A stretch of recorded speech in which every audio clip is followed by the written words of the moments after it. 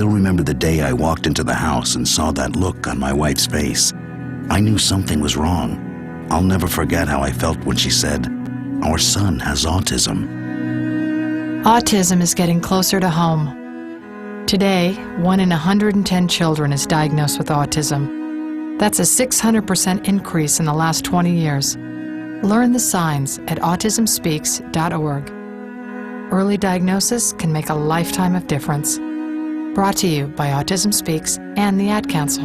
The Bloomberg Market Report, sponsored by Pacific Continental Bank, serving your business and community in Eugene for over 40 years. This is a Bloomberg Market Minute. The Labor Department has issued its May employment report. It shows payrolls rising a far less than expected 38,000, but the jobless rate slipping more than estimated. It fell to 4.7%. The weak payrolls growth may prompt federal policymakers to put off an interest rate increase. The addition of 38,000 workers was the fewest since September of 2010. And that followed an advance in April that was smaller than previously estimated. The drop in the jobless rate came as Americans left the labor force. The stock futures are falling now with this latest jobs news. S&P futures down 7 points. Dow futures are down 50. Elsewhere, the trade deficit in the U.S. was smaller than forecast in April after revisions for the prior month put the gap at the lowest level in more than 2 years. The difference between imports and exports rose 5.3% to $37.4 billion. Gina Cervetti, Bloomberg Radio. Holloway in London and the Wake Up Call. News Radio 1120 KPNW.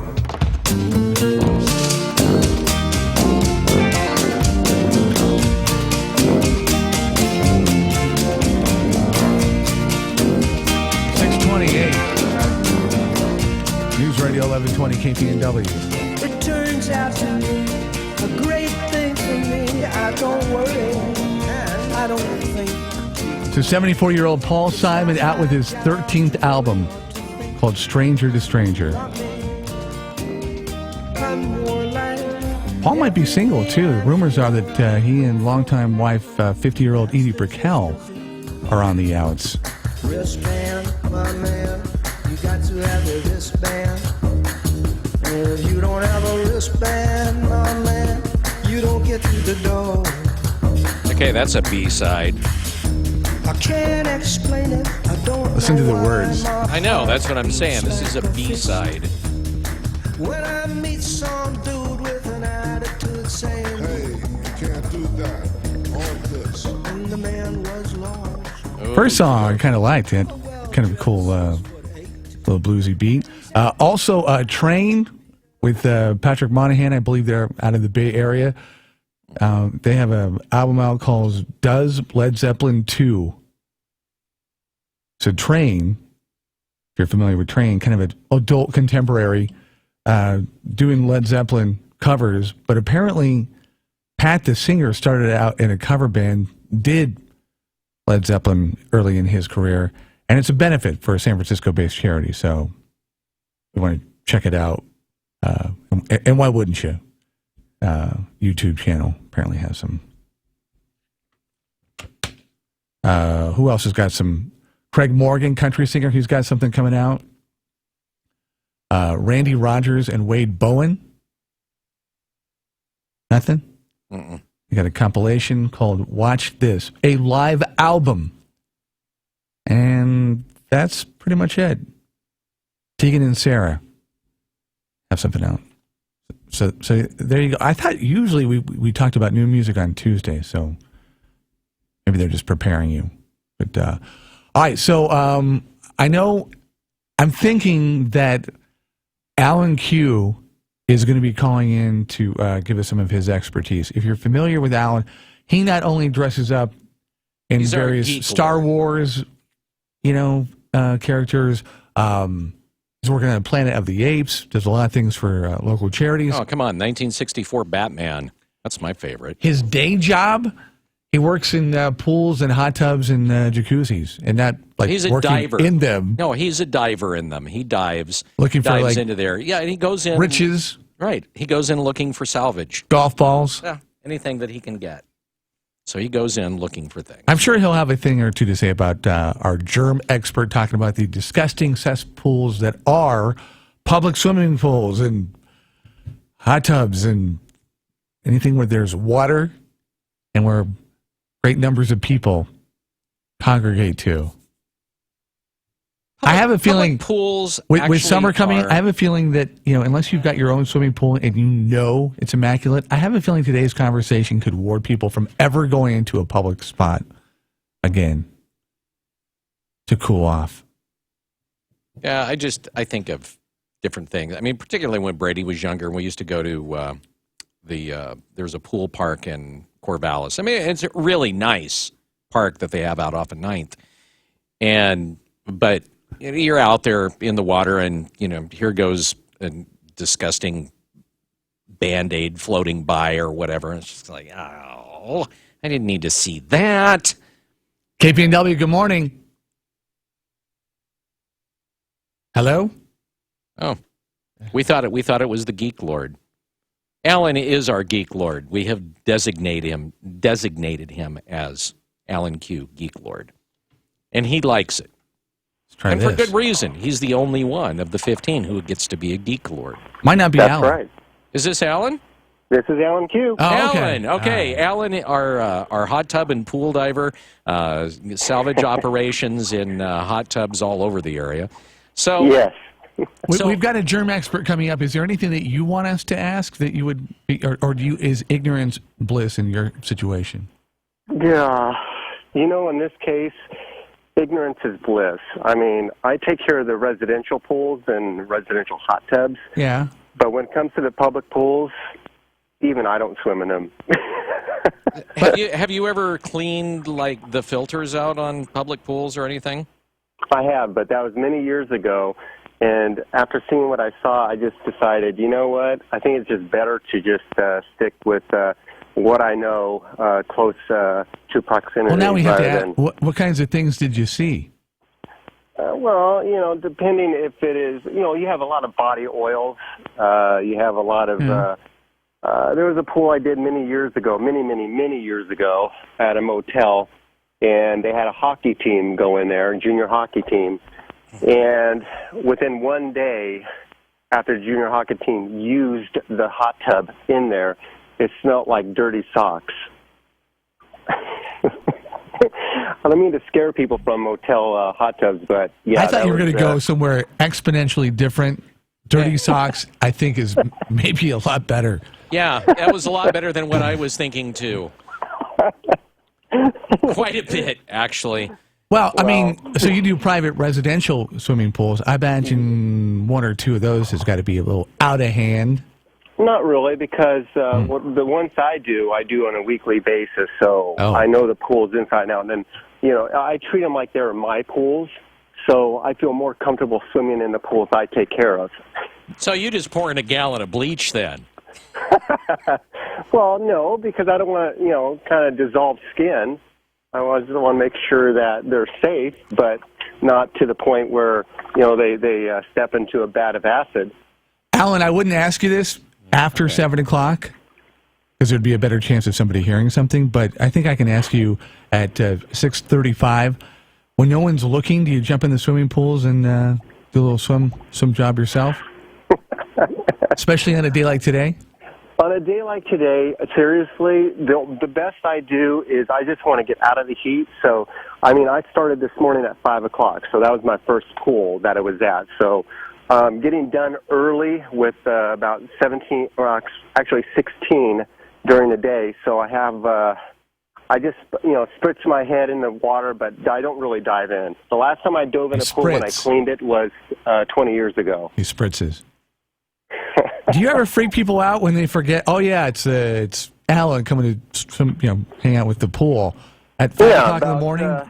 About 20 years ago, no, about 25 years ago, I went to a pool, and they forgot I was coming, and they decided. I don't know. The folks have moved on, so they're not in this town anymore. But they were kind of doing a skinny dipping thing, and I came in, and I had to turn my back and go back out.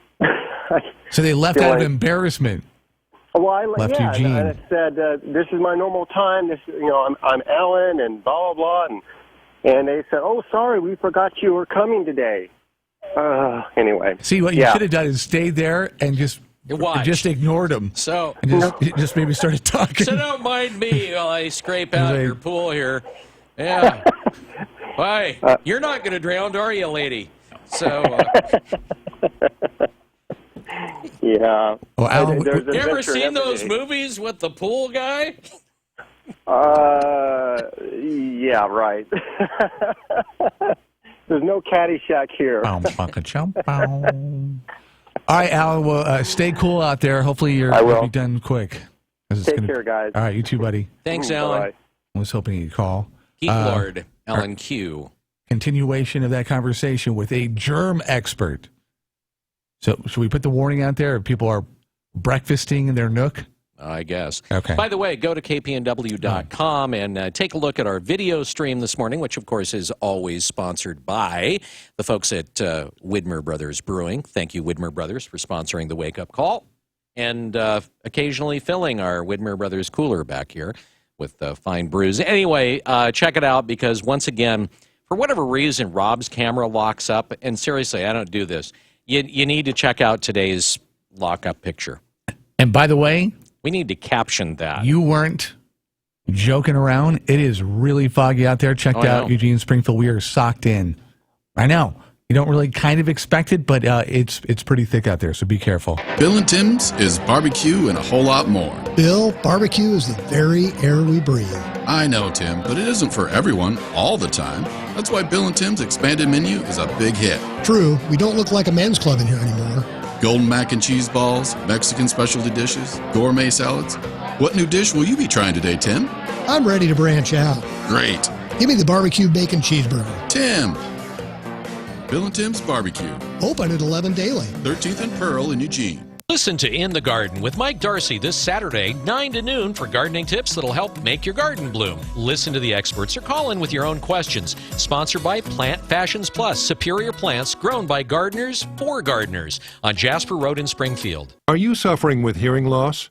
Are you sick of people constantly complaining that your TV is too loud? Are you tired of asking people to speak up? Would you like to hear more clearly, but you don't want to wear a hearing aid that makes you look old? Then you need to try Listen Clear, a life-changing breakthrough precisely designed by top audio engineers to fit your ear almost invisibly. And you can adjust Listen Clear to find the perfect way to hear everything, wherever you are and whatever you're doing. And right now you can try Listen Clear absolutely free, with free shipping. We'll even give you free batteries for life. So call now, 1-800-700-6877. Listen Clear is lightweight and completely hassle-free. And it's practically invisible. Call for your 100% free home trial with free shipping and free batteries for life. For free information, call now. 1-800-700-6877. That's 1-800-700-6877. 1-800-700-6877. KPNW weather brought to you by Ramjack West. Do you have foundation problems? Ramjack can fix that. Get your free quote at ramjackwest.com. Good Friday morning to you and yours. We've got a few partly cloudy skies out there, but they're clearing quickly. Temps right now, they're in the mid to low 50s with light winds out of the northwest at 5 to 10. This afternoon, mostly sunny skies look to dominate across the region as the first of 3 days of intense heat moves in. It's due to a pocket of high pressure that's going to rapidly expand across the entire west coast. Now, that means the temps are going to be in the upper 80s to low 90s this afternoon. But as we move into your Saturday and Sunday, upper 90s to a few low 100s. Prepare for a scorcher. It looks to last 3 days before the temps start to fall on Monday. No real chance of rain. In fact, you'll be hard-pressed to find a cloud over the next few days. I'm Chief Meteorologist Chris Nation, the NBC 16 Weather Center, hoping you have a fantastic Friday and stay cool in this very hot weekend. This is Congressman Peter DeFazio. It's great that you're listening to the Wake Up Call here on 1120 KPNW, and I always find the show a great way to get the day started. We'll take that, yeah, Bill? The Wake Up Call with Holloway in London. News Radio 1120 KPNW.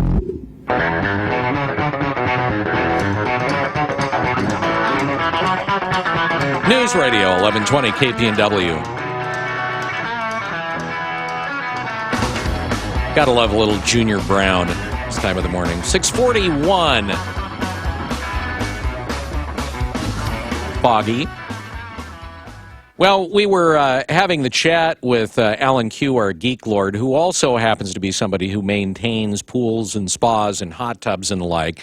And now we're going to get into the actual nuts and bolts of what we were getting at there. And this has to do with the CDC and their latest report, which essentially says that swimming pools are gross, which is not the exact wordage or verbiage that they used, but they said that they are pretty disgusting.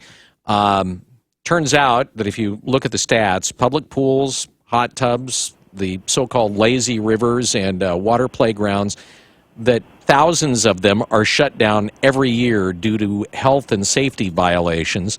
To talk a little bit about that this morning, her job is infection prevention. Tricia Holderman joining us on the Wake Up Call. Tricia, thanks for being with us. Thank you. So are these things, are public pools and hot tubs, pools at, say, motels and the like, or water parks, are they as disgusting as, say, like those ball pits that you find out that kids play in? Are they that bad or maybe worse? I think they're actually worse. So you know it's bad when the CDC actually creates a whole new category for it, and they're now called the RWIs, which are recreational water illnesses. Okay, so are we talking like third world kind of recreational water infections? Are we talking about that bad. Okay.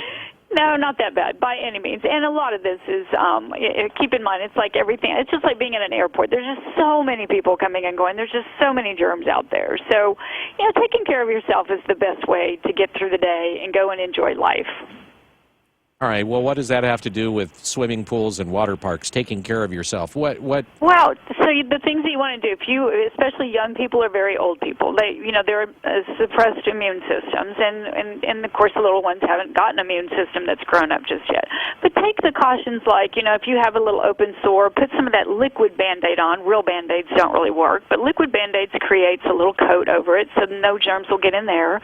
In the little kids and especially in older people, put the earplugs in, the nose plugs, the eye goggles, just so that the germs that aren't getting into any of those areas that are most susceptible to growing germs. So, Tricia, out of curiosity, what's not working here? Is it the chlorinated chemical compounds being deficient, or what's not doing their job? It's like every other germ in the world. I mean, we hear about these. Remember penicillin used to cure everything, and now we've got germs that have outgrown that. It's kind of the same situation.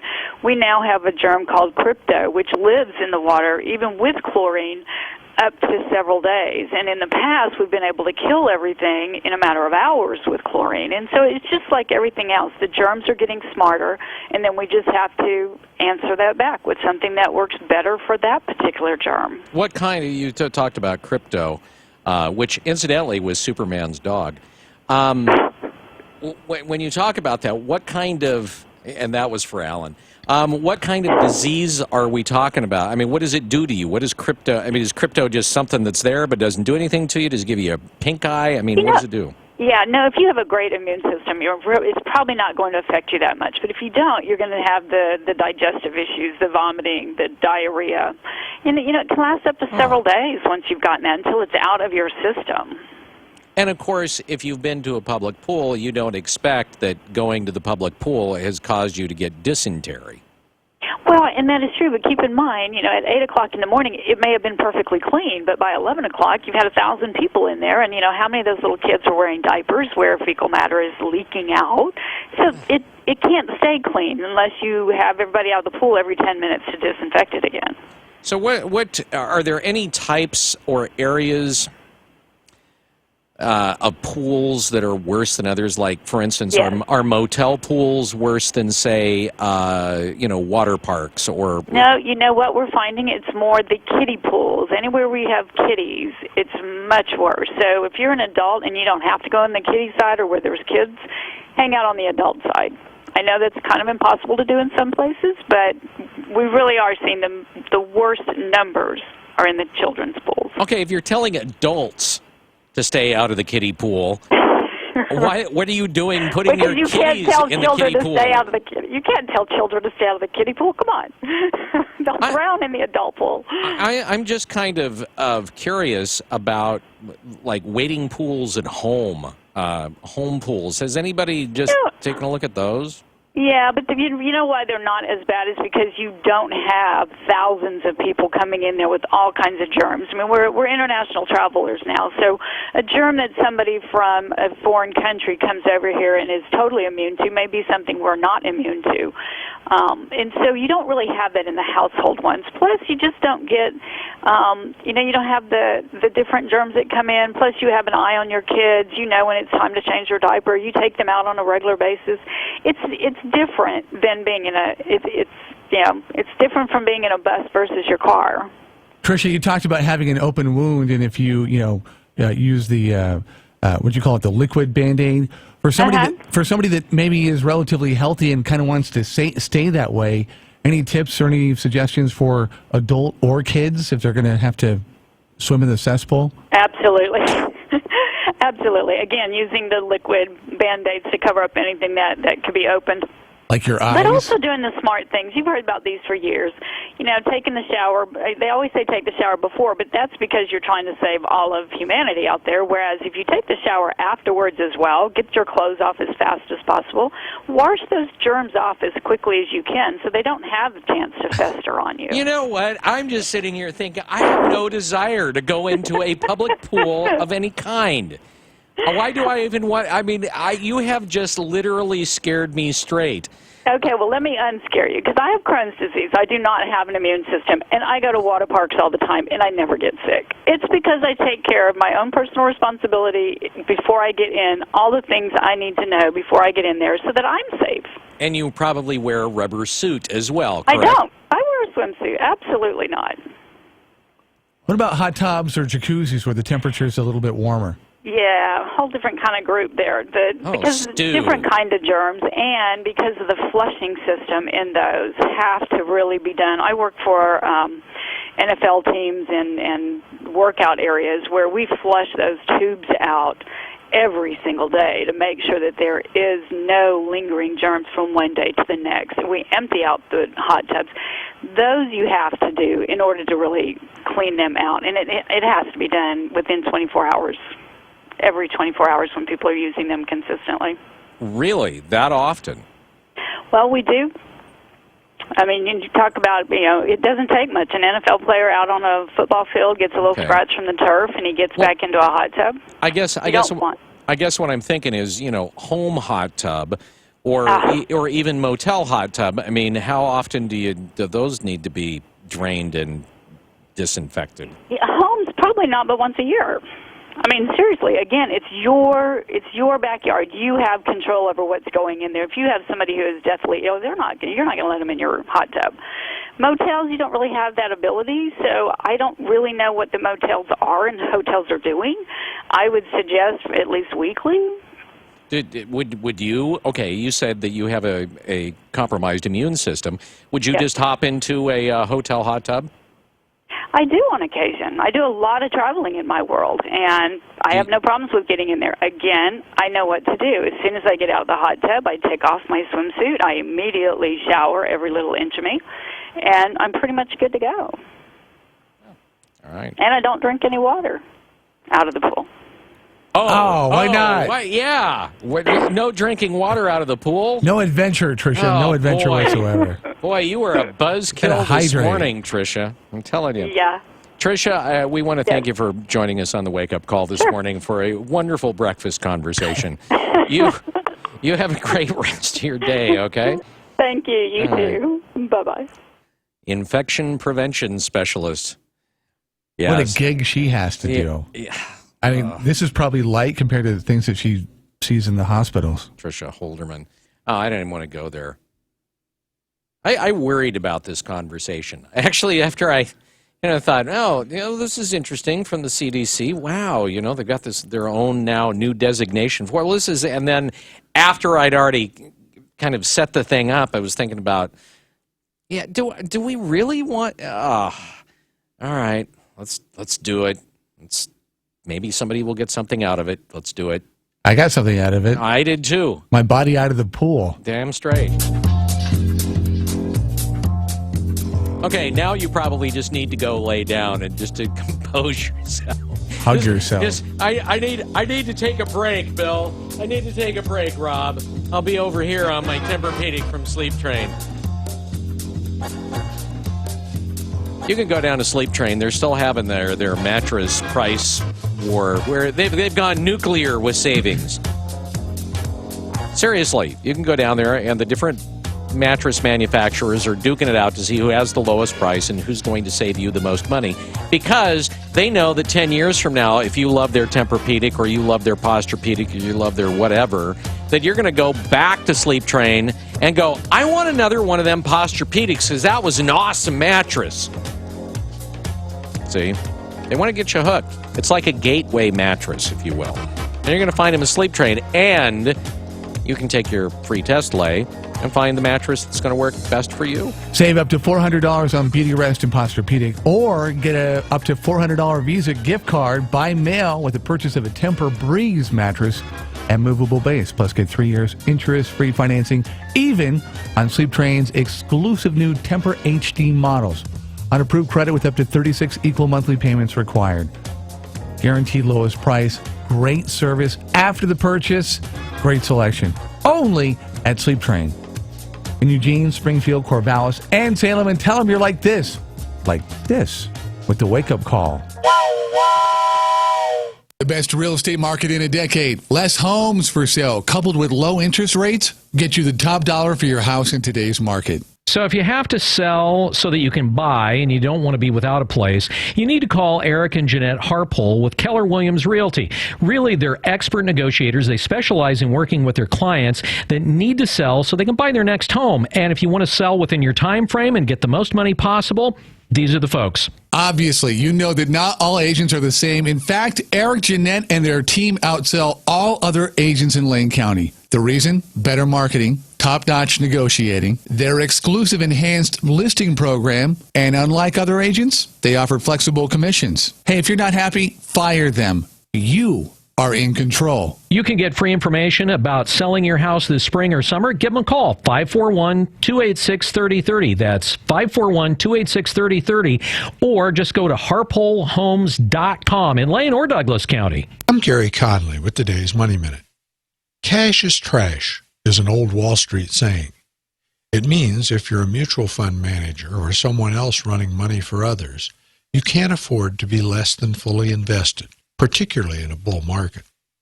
That's because if you have even a little cash, you're not going to perform as well as your peers who are all in.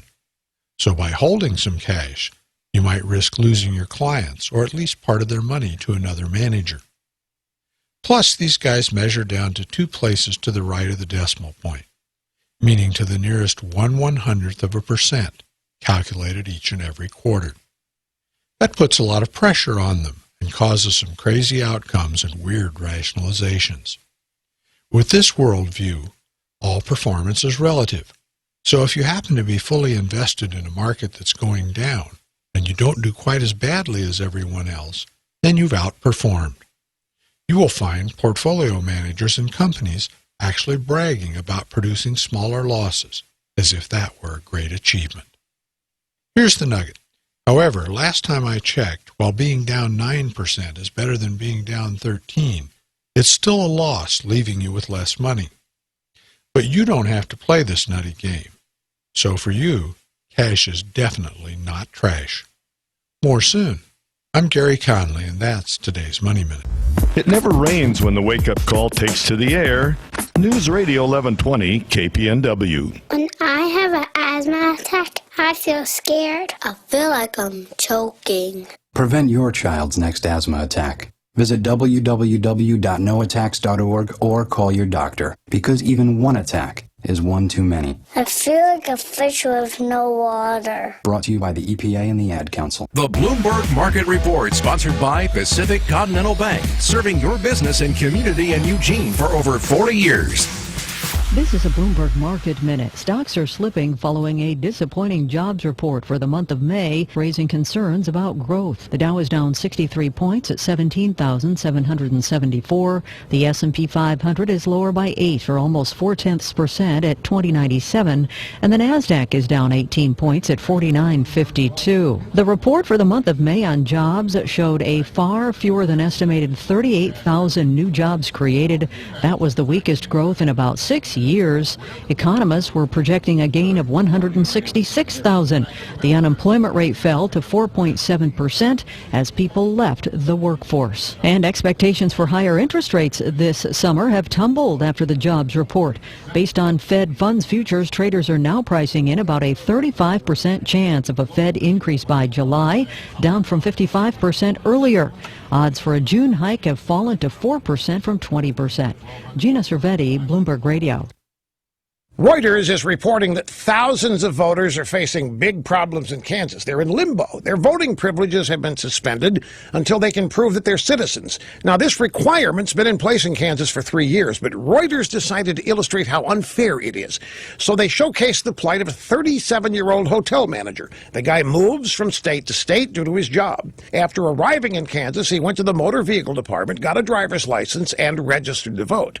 And then he was shocked when he was not on the voter rolls for the 2014 election. The poor guy didn't know that he had to prove citizenship. Now, according to a Reuters analysis, 3 groups are hardest hit by the law. Young voters, because they don't have access to documents needed to provide citizenship, the unaffiliated, whatever the hell that is, and Democrats, supposedly the other 2 hardest hit groups in the Republican-controlled state. I guess Republicans know the secret password to get the right documents, and they're not sharing it. Is that it? Now, this law has been challenged in court, but has managed to survive. Now, this upsets a guy named Pratt Wiley, who's the director of voter expansion for the DNC. Wiley says that voting rules like photo ID laws have expanded in Republican states, but the one that gets him most nervous is the citizenship requirement in Kansas. Mr. Pratt, why would a citizenship requirement make you Democrats so nervous? What in the world is there to be nervous about citizenship?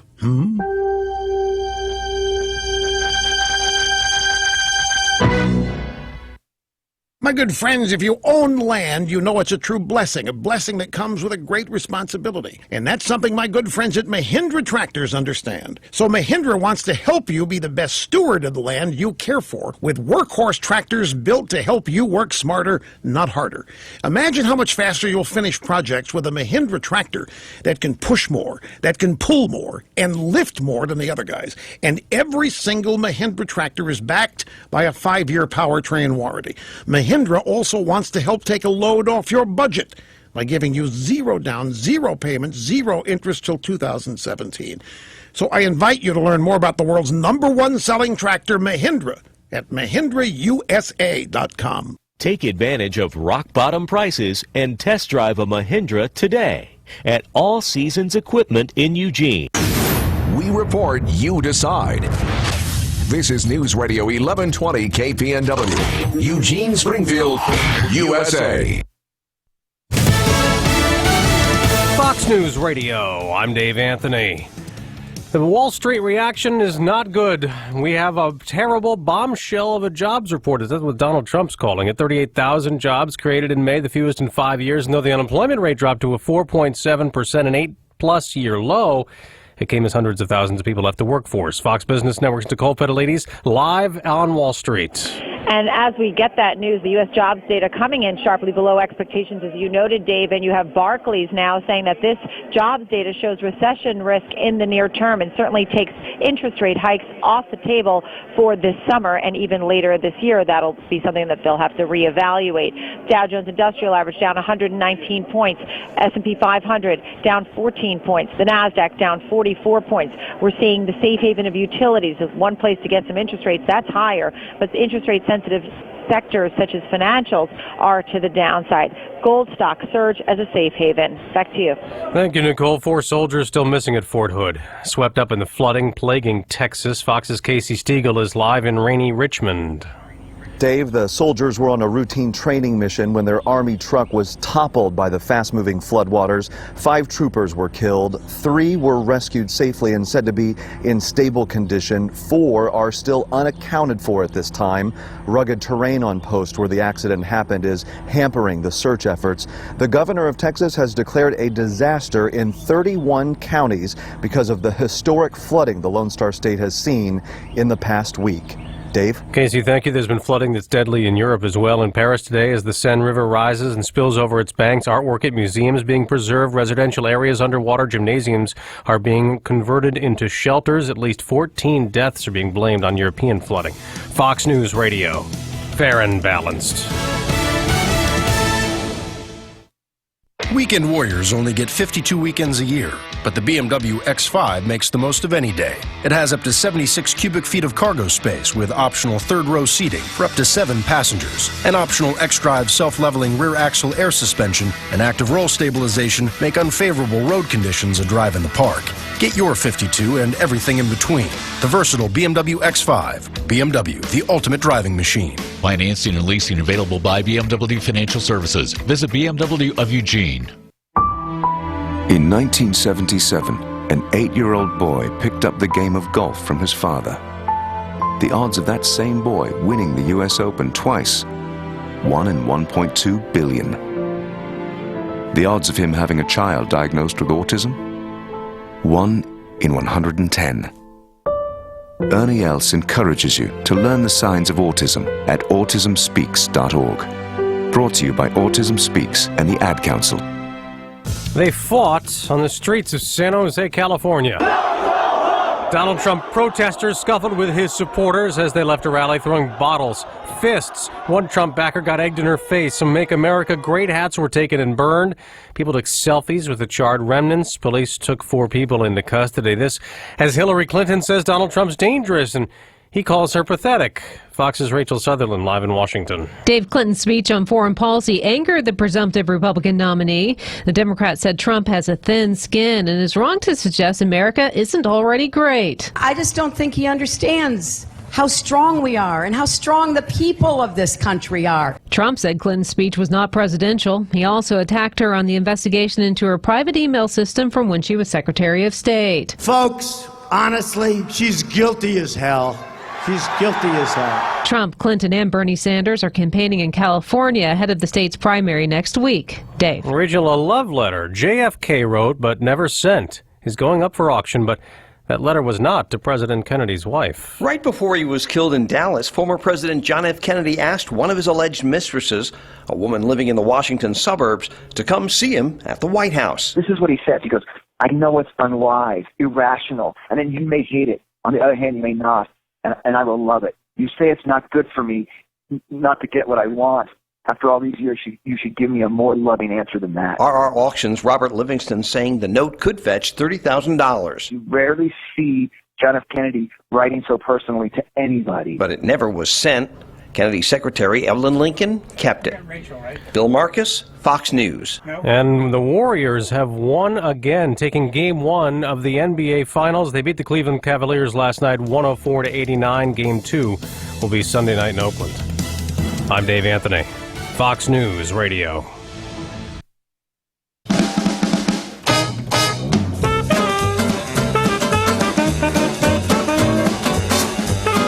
.20 KPNW, first Friday in June 3rd. Welcome to it, 2016. Want to see a fog in the clouds? Get on out. We got a pretty sunny day, 88 for the top temp. Good day to get married. You've got light clothing. Clear skies and 59 degrees tonight. Sun and 96 tomorrow. 95 tomorrow on Sunday. So once we get through tomorrow, it's going to be even warmer, 90 degrees on Monday. So just basically your window of opportunity for the big heat, you probably don't have to work. So there you go. Fog is everywhere. It's of concern, I think, anywhere in Eugene, Springfield, and surrounding vicinities because it is thick. When you said that, I was like, I didn't see any fog. You check the trip check cams, and it is pea soup out there. So hopefully that kind of lifts, and as we get closer to commute time, it is a non-factor. You see anything that bears reporting, let us know. 541-485-KPNW, 888-KPNW, 888. What's happening in the news? We'll have these stories coming up in just a couple of minutes. Well, the governor has said, we could be getting $6 billion in new taxes. How will I spend it? That's right. She has come up with her suggestions for spending all of that free, filthy lucre. We'll take a look at that. We'll also have some stories from the local area, including the sentencing of a man accused of torturing and killing a 22-year-old Eugene man.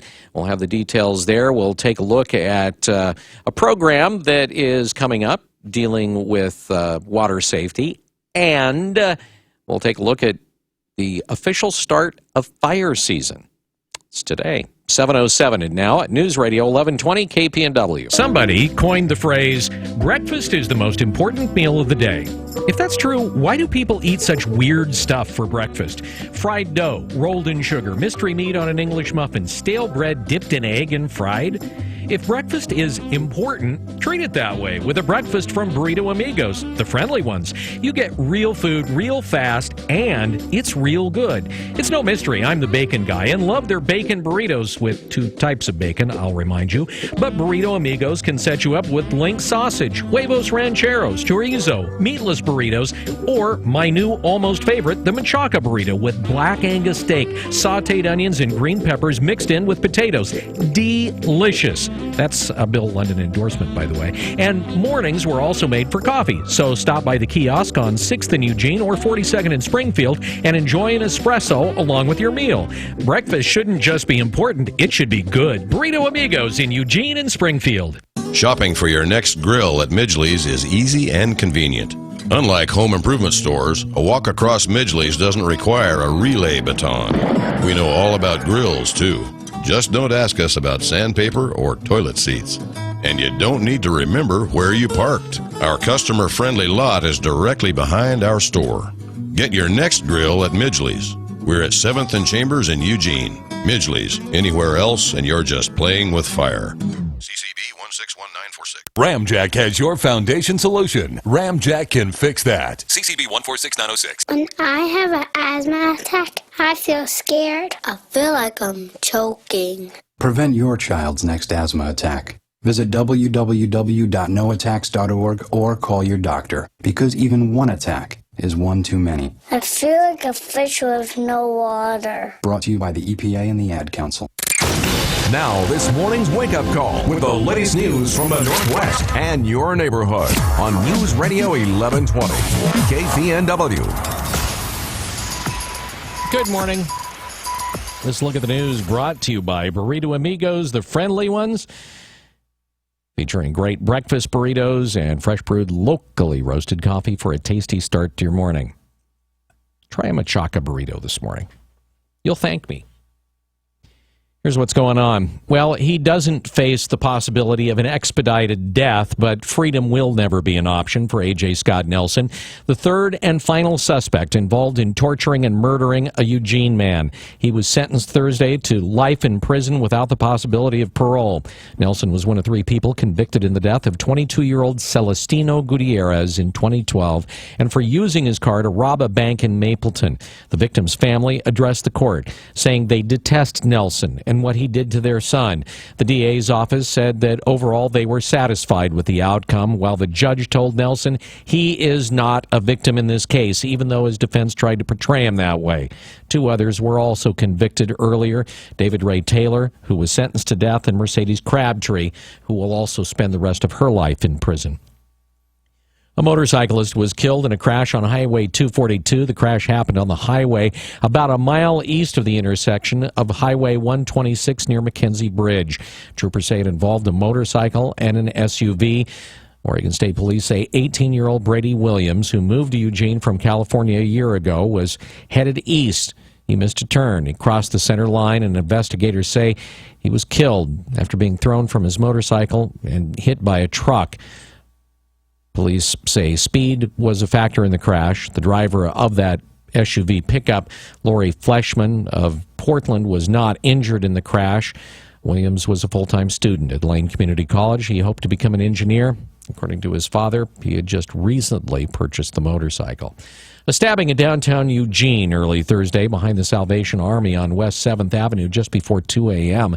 sent a 36-year-old victim to the hospital with multiple lacerations. The cause, pretty straightforward. A verbal dispute with another male subject. John Hankmeyer with the Eugene Police Department says the suspect assaulted the victim with a knife. By the time police arrived, he'd already fled.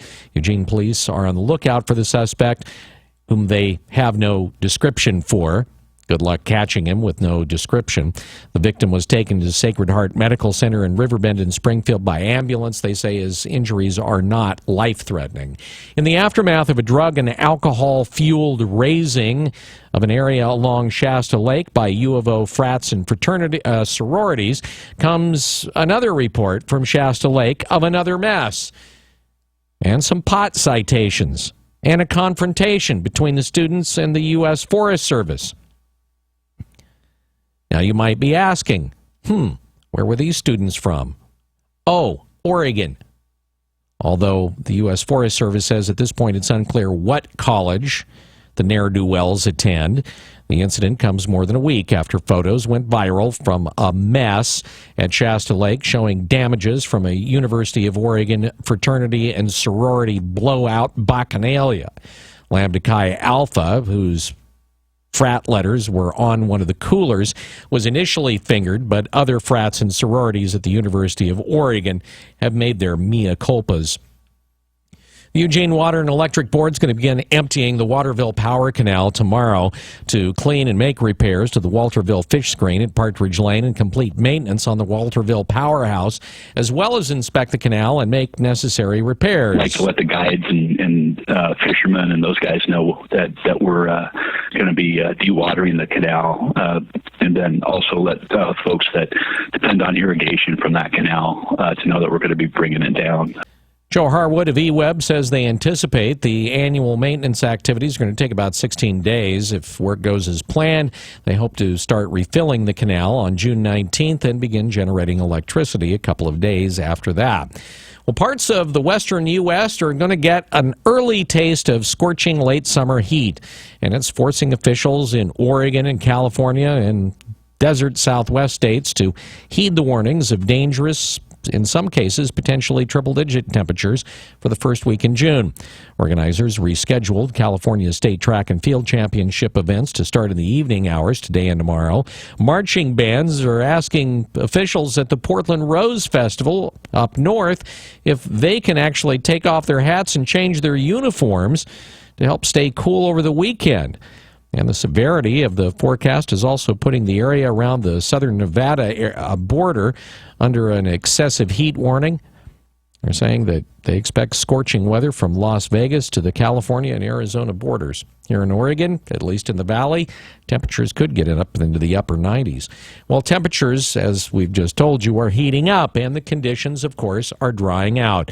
Brad Ford reports that fire season officially starts today in Central Oregon. The start of fire season is determined by the condition of the forest and what would happen if a fire starts. How fast the fire will spread, how much moisture is in the fuels. Christy Shaw with the Oregon Department of Forestry says the declaration immediately impacts industrial operations such as logging, where they're required to take precautions to stop a fire if one starts. It's also a reminder for recreational users. Things like sky lanterns are not allowed on any lands protected by the Department of Forestry, as well as no tracer ammunition and exploding targets. If you're going camping, be especially careful to put out the fire, drown it, stir the coals, and drown it again. Brad Ford, KPNW. Well, with the largest corporate tax hike in Oregon history likely headed to voters in November, lawmakers have two different scenarios to consider for the next two-year budget cycle. One is doing it with an extra $6 billion in tax revenue, and the other without. Well, that possibility of having $6 billion to spend however she wants to, Governor Kate Brown has released part of her own vision if Initiative Petition 28 passes this fall. It involves creating endowment funds and expanding earned income tax credits and establishing other tax credits for corporations that dedicate their tax bill to the Oregon Growth Fund. The measure is a gross receipts tax on businesses with 25 million plus in annual sales. It specifies that all revenue it generates is expected to fund education, healthcare, and senior services. But you see, there aren't any guarantees. Lawmakers actually, under the law, would be allowed to spend that revenue however they want to, because the union crafted and backed IP 28 would change only state law, not the Oregon Constitution.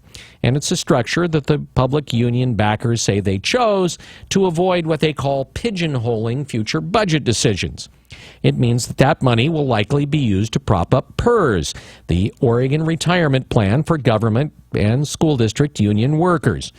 Opponents say Brown's proposal doesn't address the broader issues with IP 28, instead demonstrates that IP 28 includes no strategy and no accountability for how the state would spend the $6 billion it would generate, and just put that money into the general fund for lawmakers to use however they desire. Neat. Oregon lawmakers are calling for mandatory testing of water quality in schools. They expect to introduce legislation in the next session requiring school districts to test for lead-tainted water. State Senator Michael Dembro of Portland said that these are not just Portland problems. We know that once we start looking, we're going to find them all over the state. Senator Dembro and Representative Alyssa Kinney Geyer of Portland sponsored legislation last year requiring schools to test for radon. There was no such requirement for actual lead.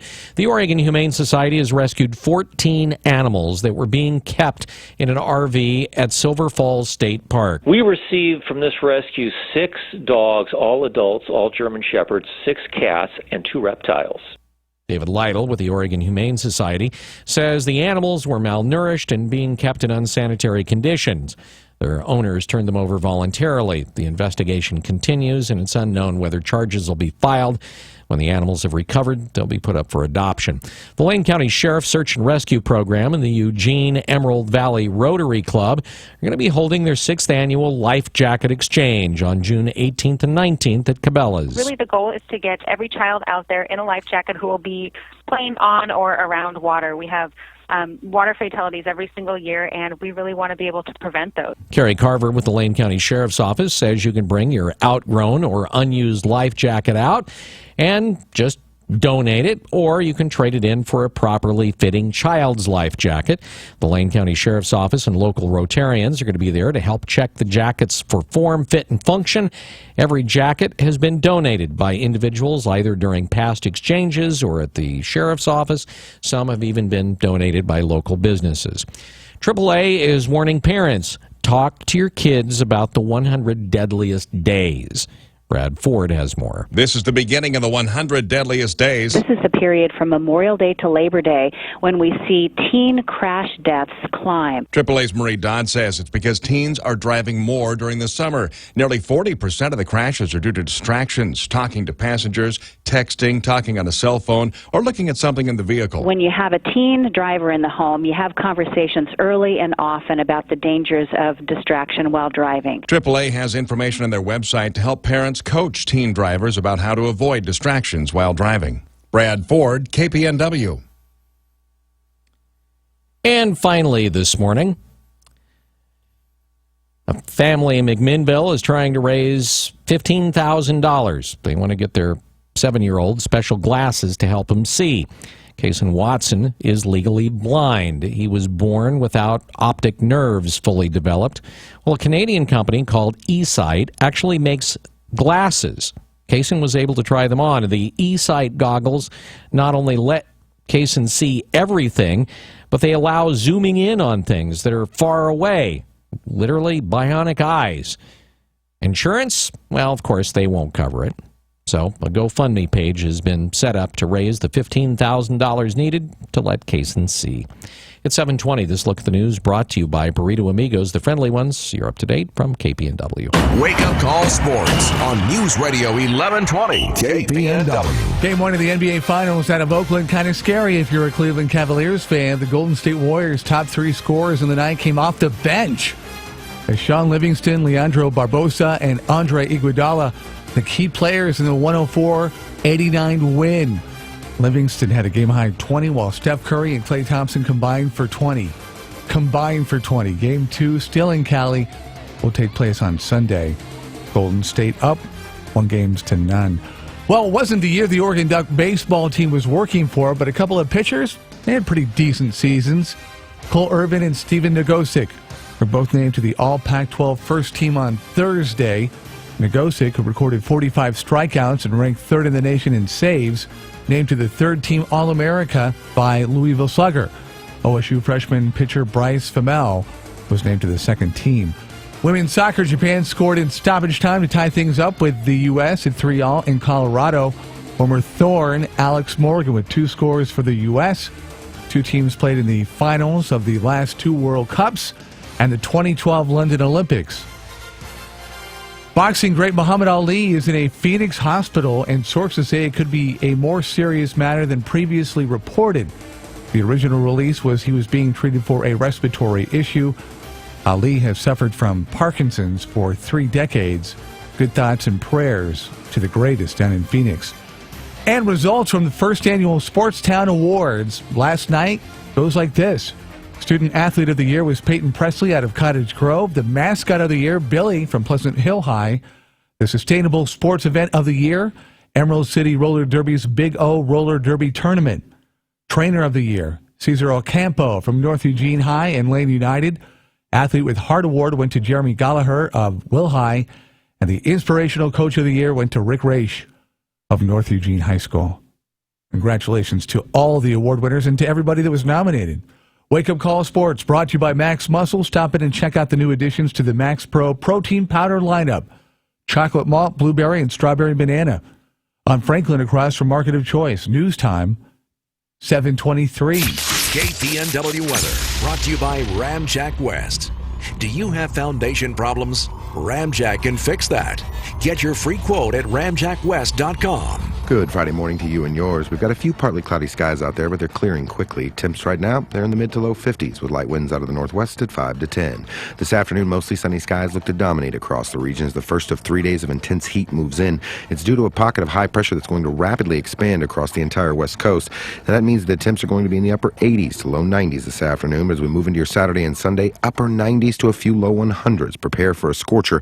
It looks to last 3 days before the temps start to fall on Monday. No real chance of rain. In fact, you'll be hard-pressed to find a cloud over the next few days. I'm Chief Meteorologist Chris Nation, the NBC 16 Weather Center, hoping you have a fantastic Friday and stay cool in this very hot weekend. Ramjack leads the way in foundation repair.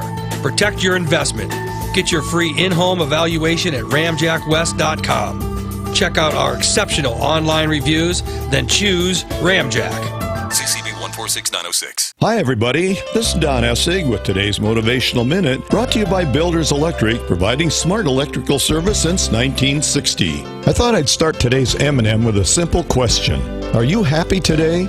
You do know that you're the one in most control of your happiness, and Greta Brooker-Palmer gave us even a more important reason to be happy when she said, happiness is the byproduct of an effort to make someone else happy.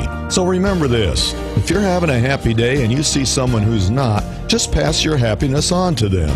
That way you get to be happy twice. Once for yourself, once for the byproduct. Who knows? They may pass their happiness on to someone else, and then you've really started a happiness chain.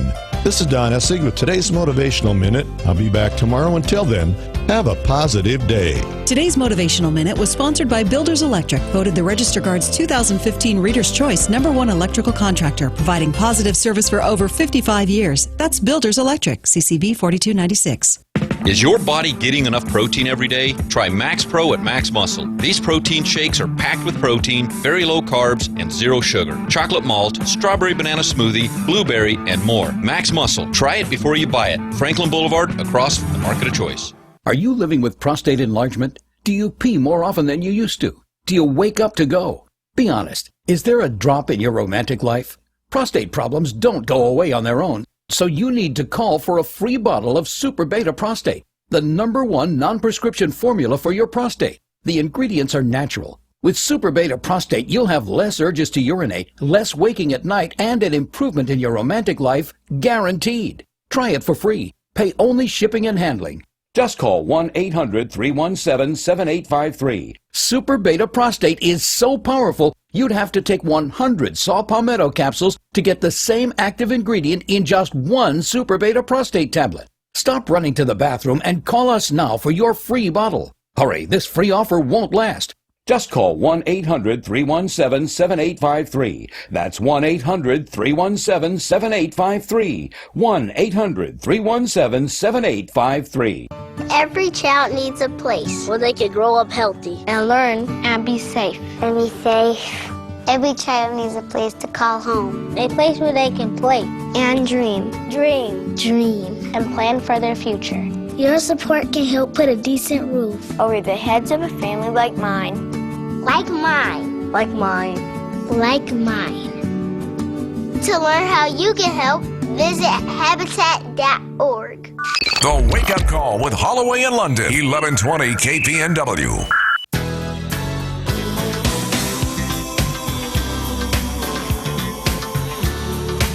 $7:27. Welcome into a Friday morning. You're just waking up. Maybe your alarm hasn't even gone off, and you wake up at 7:30 every day. Tell us a story. What is that like? Coming up with some cloudy conditions, a little foggy, so maybe it's just as well. You're waking up, so maybe you won't even encounter any of the aforementioned. Eventually, you're going to be wishing for something probably to be kind of cooling things off. Right now, we're kind of socked in, so just be careful out there. Checking some of the trip check cams. I don't know if they're accurate to what it is like to drive around there. I mean, visibility in some parts, non-existent. So hopefully things aren't as bad as they appear on the trip check cams. If you see anything that we should talk about, let the other 14 know.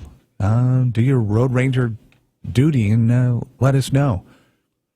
Johnny Cruz coming up with Northwestern Outdoors. He's going to be talking about outdoor activity. Has he officially started? When do we? This Sunday. The first ever nationwide American Outdoor Radio. So broadcast to the country, and the first radio station to commit to it. Yep. That's us. We're raising our hand. That's right. So Northwestern Outdoors, of course, coming up 6 to 7 on Saturday morning, and then the 8 o'clock hour on Sunday. We had that opening there, and we've been replaying Northwestern Outdoors for the simple reason that I wanted to hold that spot open so that when he got his national show, we could slide it in there, and that's what we're going to do. So it'll start this coming Saturday. Looking forward to airing it, and it's kind of cool. I mean, I like the story. I mean, as a radio person, I love the story of a guy who loves radio, but wasn't in radio. He was a cop, always wanted to do some sort of outdoor show, starts his little grassroots thing, convinces a radio station locally to help him record a show, kind of learns the trade as he goes along, and literally kind of represents his own little show and calls radio stations up. And I heard about him, I'm going to say it was 2004 or 3 at another station I was at when he was first trying to get it started, and I listened to it and was like, I don't think so. And then years later, I got here and heard it and was like, wow, this has gotten much better. So anyway, we'll be talking to Johnny coming up here in a little bit on News Radio 1120 KPNW. All right, totally changing the subject. So, the State Department Inspector General recently released a report which found that Hillary Clinton broke multiple government rules with her personal email use, and it increases, I guess, at least the likelihood and pressure for the Justice Department to pursue criminal charges, according to an intelligence source familiar with the FBI investigation. They said that it was harmful to her and increases the likelihood and pressure for DOJ to indict. To talk about it, he's a political analyst. He's the CEO of American Majority. He is Ned Ryan. He joins us on the Wake Up Call this morning. Really, though, as I kind of set this thing up, Ned, by the way, thanks for being with us. We appreciate it. Yeah, absolutely. as I set this up, what that doesn't say is that ultimately this decision to prosecute doesn't rest with the FBI. It rests with ally Attorney General Loretta Lynch. Exactly. So what I'm hearing here is that everybody's saying, well, it looks like she needs to be indicted, that there was, something stinky going on here, but we're just going to walk away from it. I mean, that's kind of what this sounds like. So there's a couple things to think about. Again, this was last week. Inspector General, who was a Democrat nominated by Obama, spent a year looking into this Hillary Clinton email server situation. And basically the report, 83 pages, undermined everything Hillary had been saying for the last year. No, my predecessors used private emails. This is not uncommon. Server's fine. Basically, the report said your predecessors, Powell used a private email a couple dozen times, none of them for top secret emails. She, in fact, used hers for 66,000 emails, 2,200 which were deemed top secret. No one ever used a private server. She didn't ask permission. She didn't get clearance. If she had asked, she would have been denied. When she set up the private server, of course, she failed to inform the FBI.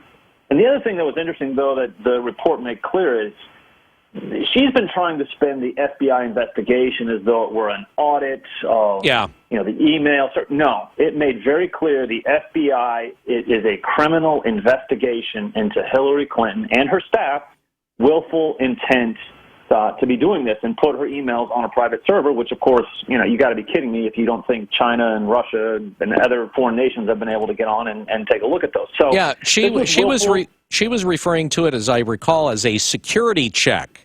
Right, exactly. It couldn't be further from the truth, and that's what. Again, I can't stress enough. This is not some Republican inspector general, independent prosecutor. This is a Democrat who was nominated by Obama, taking a look and by the book, saying, "No, that's wrong. No, that's wrong. No, essentially you're lying." And really, what this is coming down to is willful intent to do this to circumvent the law. And it just shows a systematic behavior on Hillary to essentially avoid any transparency on her email. And what was she doing? What was she communicating? My theory is, and again, this is just a theory, that she was conducting Clinton Foundation business, accepting foreign donations into the foundation in return for certain favors to our Secretary of State. She doesn't want people to know that. Well, that's my theory. We'll see what happens. That's your theory, and that's fine. My theory simply is a little bit more general than that, and that is if you have your own server and nobody knows about your own server, then it is going to be impossible for anybody to make public records or Freedom of Information Act requests. Exactly. So if it essentially doesn't exist, there's nothing to see, so that you can have any kind of correspondence that you want to, and it's not going to come back to haunt you a few years later when you announce that you're going to be running for president of the United States. The interesting thing, the other interesting aspect of the Inspector General's report is this. When her server and email would go down, sometimes for multiple days, she adamantly refused to use her government-issued BlackBerry for any emailing or communication. In fact, would have staff read emails, print off and read emails to her to avoid having to use that and have any emails on a State Department server that could have then, of course, be FOIA'd. I mean, she went to extreme measures to make sure that there was no email traffic that could be FOIA'd. And the thing that's ironic about all this, and again, I state the obvious, she is being paid by the American taxpayer, her staff is being paid by the American taxpayer, and Hillary Clinton wants to make sure that the American taxpayer knows nothing about what she's doing while she's Secretary of State. All right, so the big question mark here, I think, has to be Loretta Lynch. Exactly. If the FBI goes to her, hands the documents to her, and says, this needs to be prosecuted. There were crimes that were committed here. She has violated the law willfully multiple times. This is centering around, and again, people want to say, oh, this is just emails. There might have been some top secret. Again, let me remind people, thousands of top secret emails. Okay, what the but what the FBI is investigating is basically around espionage. I mean, these are serious charges that are being investigated by the FBI. They're going to take it to the Attorney General. And you're right. The sad thing is, being cynical or realistic, whatever you want to call it, this is going to become not a legal decision, but likely a political decision on what do you do with Hillary Clinton in the summer of 2016 as she's likely to be the Democrat nominee running for the White House. Do you basically say she's going to be indicted? There have been 7 cases like this during the Obama administration where people have mishandled top-secret information. 5 of them went to jail. If her last name was not Clinton, she'd probably be joining those 5. But here you have this situation, last name of Clinton. What are you going to do?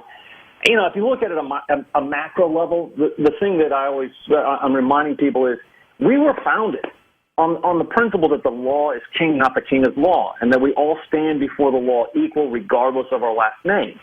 And I think we as an American people, some of the things we're seeing taking place in the last few years is there is a crisis of confidence in our governments. There's a crisis of confidence in who we are as a nation and where we're headed.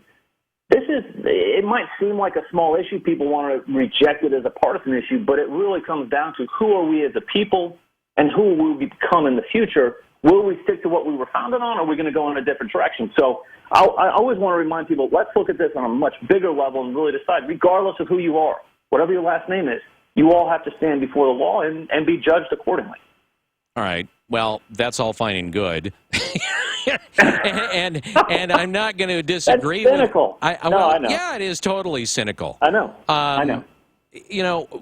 I think for me right now, the large question is, will any of this information, let's say that Loretta Lynch says, no, we're not prosecuting. I don't think there's enough evidence here. Will any of these documents and this investigation, is any of this going to actually be able to make it out into the light of day? Well, I will say this.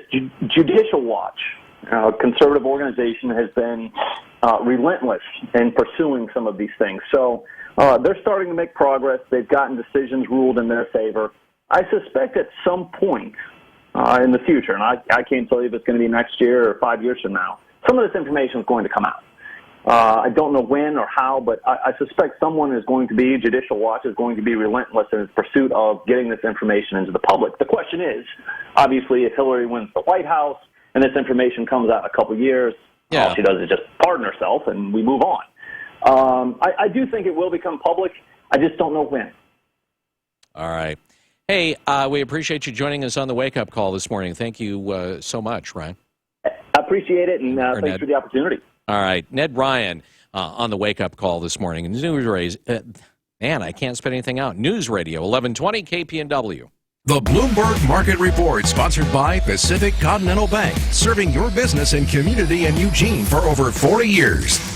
This is Bloomberg Market Minute. Jobs news has stocks moving lower. The Dow down 126 points, the Nasdaq down 54, and the S&P down 17 after investors got a big surprise on jobs. A rare, very big miss for economists who come up with the jobs number forecasts every month. The Labor Department says just 38,000 jobs were created in May. The forecasts had been for 160,000. The number is the lowest in nearly 6 years. The unemployment rate fell by more than expected to 4.7%. As 668,000 people left the labor force. The report shows a broad hiring slowdown, including declines in construction, manufacturing, and mining. The number also reflects the strike at Verizon, which idled about 35,000 workers for the entire time covered by the Labor Department survey. Wall Street will be listening closely to speeches by Fed officials for clues on whether this spectacular miss may prompt the Fed to delay interest rate hikes. I'm Adrienne Mitchell, Bloomberg Radio. The best window sale in Oregon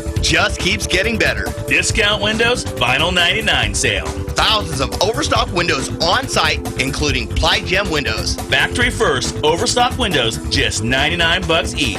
Or less. Why less, Vic? $99 is an amazing deal. Lee, the lowest prices on overstock is one reason we're Discount Windows. You're good, and so is this sale. Discount Windows, Highway 99, Junction City, open 7 days a week. Pacific Continental Bank is proud to call the Eugene-Springfield area home for more than 40 years. As your local banker, partner, and neighbor, we are committed to the health and sustainability of your business and our community. We know it takes more than a loan or deposit to help you succeed. It takes people who know you, your business, and your community. Who says we can't be more than a bank? Pacific Continental Bank, the right bank. Learn more at therightbank.com. Member FDIC. If you currently use a CPAP system, I've got an important question for you. Are you sure you're keeping your CPAP system clean enough? Like, really sure? A dirty CPAP system is a perfect breeding ground for germs. Put that mask on, and they've got a direct line to your body. Talk about a fast way to get sick. Fortunately, SoClean.com has released the world's first and only automated CPAP cleaner and sanitizer. It kills 99.9% of all CPAP germs in minutes. To introduce it to the world, they want you to try it risk-free for 30 days. Just call 1-800-422-1474. SoClean eliminates the daily hassle of washing your system by hand. There's no water, chemicals, or disassembly. Just pop in your mask, close the lid, and presto, your CPAP system is clean and fresh in minutes. Call SoClean.com to try it risk-free at home for 30 days. Supplies are limited, so don't wait. Call 1-800-422-1474. 1-800-422-1474. I'm Nick Soboleski, a SelectQuote agent with a true story of how SelectQuote goes to bat for you buying term life insurance.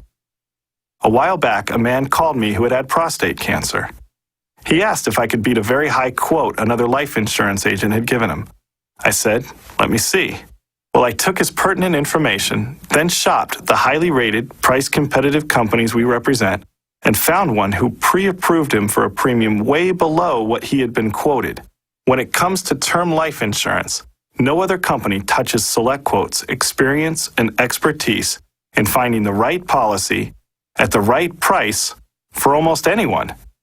How about you? For your free quote, call 1-800-501-0771. That's 1-800-501-0771.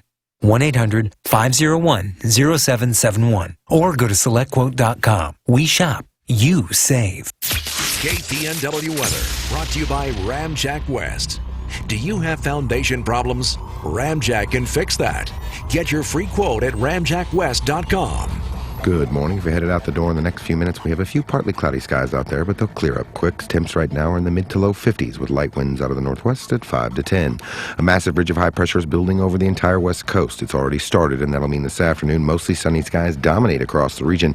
But you know what that means as well. Highs are going to skyrocket into the upper 80s to low 90s out there, and as we move into your weekend, they're going to get to the upper 90s to even a few low 100s. Prepare for a 3-day heat wave. It looks like everything out there is about to get very hot. Make sure if you're going to go into the water, you take caution. Most rivers and lakes as well as the oceans are only at about 54 degrees, and you can get hypothermia in less than 9 minutes. Take caution, it's going to be a barn burner this weekend. I'm Chief Meteorologist Chris Nation in the NBC 16 Weather Center, hoping you have a great one. So what's your favorite thing to do in bed? You like to read? Do you watch television? Does it involve Whoopi or somebody else? Maybe not. Maybe you just like to lay and just sleep or do nothing. Do some little, horizontal meditation. Great thing about this weekend, you could be maybe finding even more pleasures, spending more time on that mattress that is in the upgrade department, maybe. I'm thinking that if you go to Sleep Train, you might be able to find something that you like in the form of a beauty rest, Serta, Tempur-Pedic, Sealy, and you might be walking off with a $400 Visa gift card by mail if you go Tempur Breeze with the mattress and the movable base. 3 years interest-free financing, even Sleep Train's Tempur HD models, which means nothing to you if you haven't been to a Sleep Train. On approved credit with up to 36 equal monthly payments required. If you are anywhere in the, say, next couple of years, next 5 to 10 years, thinking that you're going to need a new mattress, and you haven't already been to Sleep Train, go there and just see what they got. See what a mattress feels like in 2016. So head there. Go there. You know you want to. And then tonight, it'll be like this on your new mattress. Yeah. Can you do that in slow motion? Sure. See? That's what it sounds like in slow motion. It's fast motion. Like that. Anyway, go to Sleep Train. Corvallis, Albany, Eugene, and Springfield. And if you're not too embarrassed, tell them that Bill and Rob from the Wake Up Call sent you.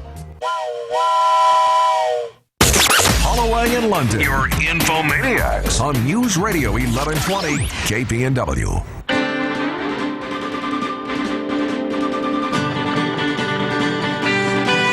Hey, look who's nationwide.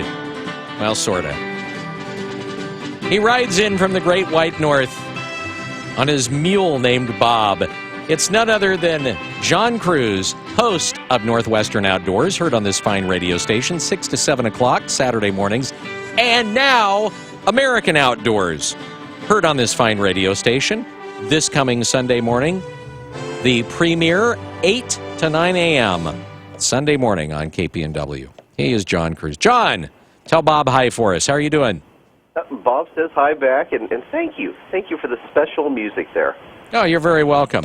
So, look at you. You've got 2 shows now. You're retired from the Wenatchee Police Department. You have all this time now that you're no longer chasing down meth addicts. And, you get to do 2 shows. That's pretty cool. You know, I got no complaints. I'm pretty happy about the whole situation. I bet. All right, so what's coming up on Northwestern Outdoors, heard Saturday morning, 6 to 7 o'clock on KPNW?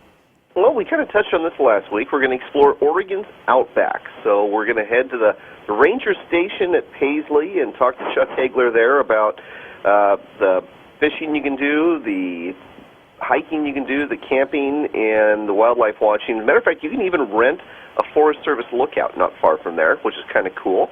And then we're going to head to the Summer Lake Wildlife Area, and we'll talk about fishing and wildlife watching and hunting there. And then we're going to stay at the Lodge at Summer Lake, which is just a fabulous place, even has its own private bass fishing pond. Nice. So we get 15 minutes of you actually sleeping at Summer Lake, huh? Is that the deal?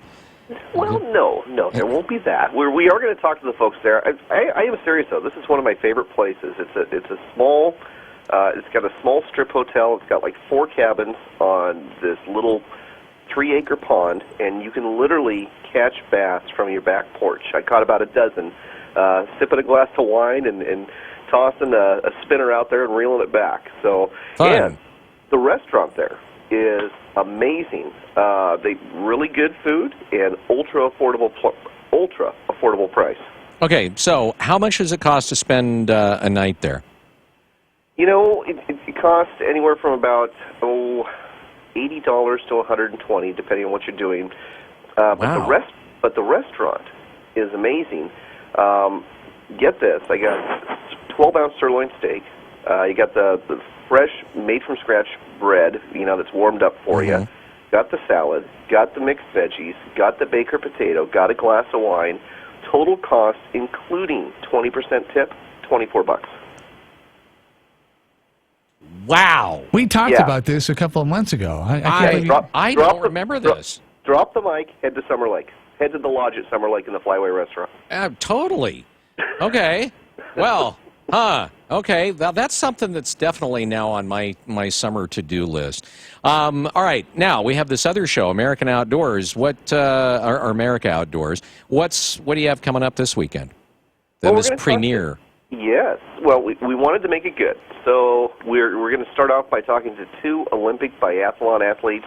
They're twins, Tracy and Lanny Barnes. You may remember they were featured in a Guinness beer commercial. And if you haven't seen it, just Google Lanny and Tracy Barnes Guinness beer. It's a really cool commercial. Okay. And they've retired from the Olympics. They're now going to be 3-gun competition competitors.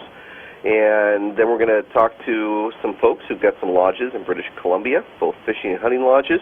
And then we're talking to Dick Knight Figgins about Dick Knight spoons. This guy is a hoot. It's kind of like the Dread Pirate Roberts, where everyone's named Dick Knight, who owns the company since 1930-something. Wow, and he makes spoons? Is that the deal? He makes fishing spoons. Oh, not okay. Spoons that you eat with. Okay, no, not that type of spoon. Thank you for the question and the clarification. Thank you. I just like the fact that his name is Dick Knight Figgins. And that's one of those, man, you screw that up. I'm not sure he was born with the name Dick Knight Figgins, but he has assumed the name of Dick Knight for his middle initial Figgins. That right there is almost the perfect air name, isn't it, Rob? Yes. Yes, Rob is wisely saying nothing. Yeah. Hey, good afternoon, ladies and gentlemen. It's Dick Knight Figgins here on the big Z100. Yeah. All right, so things to do this weekend. What do you have for us? Well, it's a free fishing weekend, so this is the perfect weekend to go fishing or crabbing or clamming anywhere in Oregon State. You don't need a license, and more importantly, it's a good time to take somebody out to do these things who maybe, hasn't had a fishing license in a while, reintroduce them to the sport and get them hooked on it all over again. There's going to be quite a few events put on by the Oregon Department of Fish and Wildlife locally in Lane County. There's going to be one from 9 a.m. to 1 p.m. at the Alton Baker Canal. They're stocking 3,000 trout, so everyone's going to probably have a really good chance to catch a fish, and volunteers will be on hand to help you with that. Honeyman State Park's got one, and so does the Willamette Fish Hatchery. And if you're willing to make the drive, there is a kids fishing derby at Diamond Lake in Southern Oregon. That's over by Crater Lake. And they're going to have lots of prizes, free hot dogs and ice cream. And there's some really nice trout in Diamond Lake, as we talked about not too long ago. Yep. Anything else going on this weekend to talk about? If you're up for kayaking, I'd recommend Scappoose Bay up there by Warren. Did this a few years ago. It's an absolute hoot. There's a place you can rent kayaks or go on tours. You paddle across the open waters of the bay, then you head down this forested slough that's like a Louisiana bayou, and then you paddle through this shallow, grassy lake and it's just cool. Tons of wildlife and really interesting environment. How much does it cost to rent a kayak to do that? Do you remember how much it was? We went with a guide, and I don't, but it's the thing about these kayak trips and kayak rentals, pretty darn affordable. I'm pretty sure that all of it's well under $100. Sounds like fun. Scappoose Bay, is that what you called it? Scappoose Bay, yes. Near Warren. Okay. All right.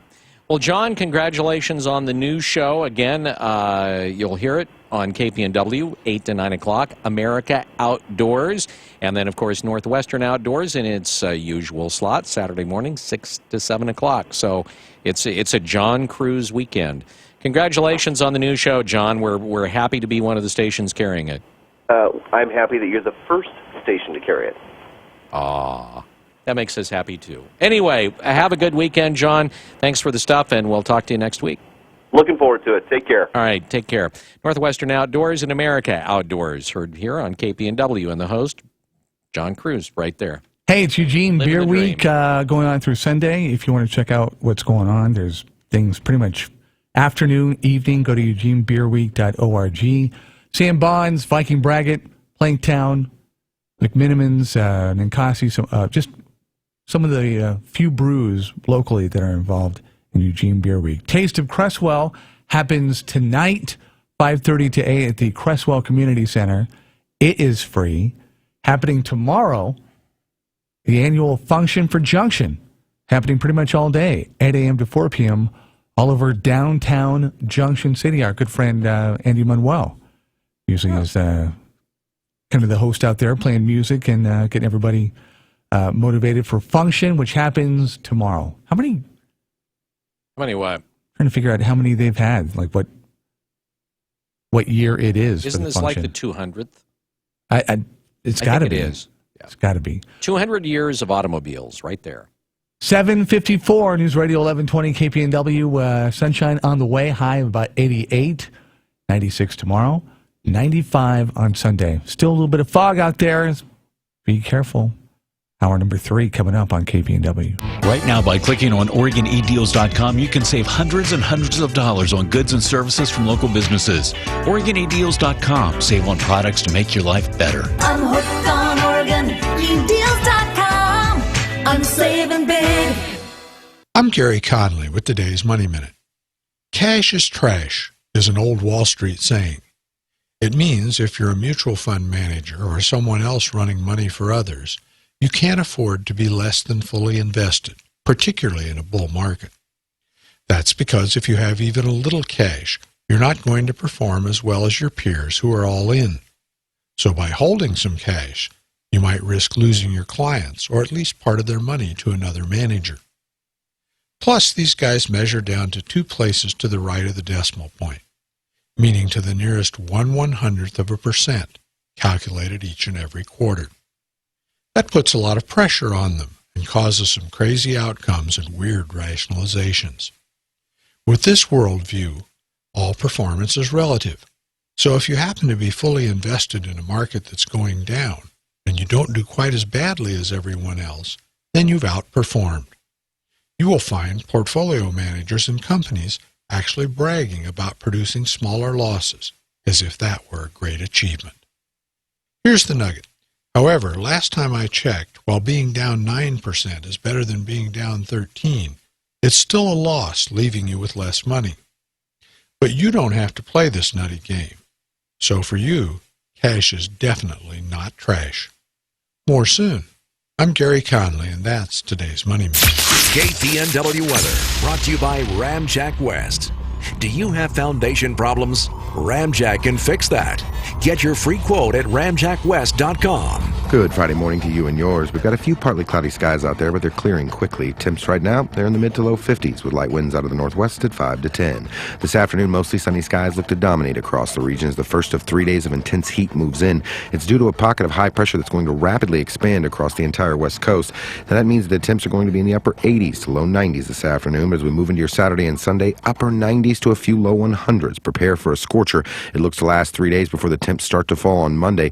No real chance of rain. In fact, you'll be hard-pressed to find a cloud over the next few days. I'm Chief Meteorologist Chris Nation, the NBC 16 Weather Center, hoping you have a fantastic Friday and stay cool in this very hot weekend. The Bloomberg Market Report, sponsored by Pacific Continental Bank, serving your business and community in Eugene for over 40 years. This is a Bloomberg Market Minute. Wall Street is in retreat. The Dow down 107 points, the Nasdaq down 45, and the S&P down 15 after investors learned the May jobs forecasts were way off. The U.S. economy created jobs last month, but more than 120,000 fewer than forecast by economists surveyed by Bloomberg. The total, just 38,000. Construction, manufacturing, and mining all suffered declines in May, and the Labor Department has scaled back its job gains totals from the previous 2 months by 59,000. The unemployment rate fell to 4.7%, the lowest in 8.5 years, as 668,000 Americans left the labor force. So instead of worrying about whether the Federal Reserve would see a strong enough report to prompt an interest rate hike at this month's policy meeting, Wall Street is now worried about whether economic growth is sputtering. One bright spot, wages are rising, up 0.2% April to May and 2.5% over 12 months. I'm Adrienne Mitchell, Bloomberg Radio. Americans are finally coming around to Donald Trump, and Hillary Clinton is engaging in conspiracy theories. I'm Lars Larson with the Northwest Report's commentary in just a moment. Have you ever thought about all the money you spend at the pharmacy buying a shaver, and it's just a cheap piece of plastic? Harry's.com was started by two guys passionate about creating a better shaving experience. They bought a blade factory in Germany. They turn out the best blades, and the starter kit, $15, and it's delivered to your house, and delivery is free. Go to Harry's.com right now. Enter my code name Lars in the promo box. $5 off your first order. Enter my code name Lars for $5 off your first order. That's Harry's.com. Change the way you shave forever.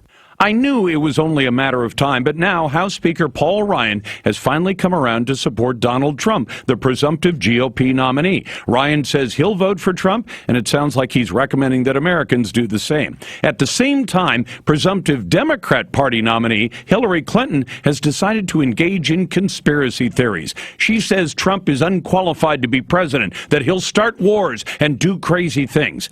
Well, I'd just take a look at the record of Hillary Clinton. She messed up Egypt. She destroyed Libya. She let people die in Benghazi. She helped to craft the plan that now has Iran on its way to a nuclear bomb. She didn't do much of anything to stop Korea from getting nukes, and Russia got that additional flexibility in a reset, and look what they did with it. And Hillary's qualified? For Northwest. Depend on us for breaking news from the local neighborhood to the global one. We are News Radio 1120 KPNW, Eugene, Springfield. Fox News Radio, I'm Dave Anthony. How's the job market?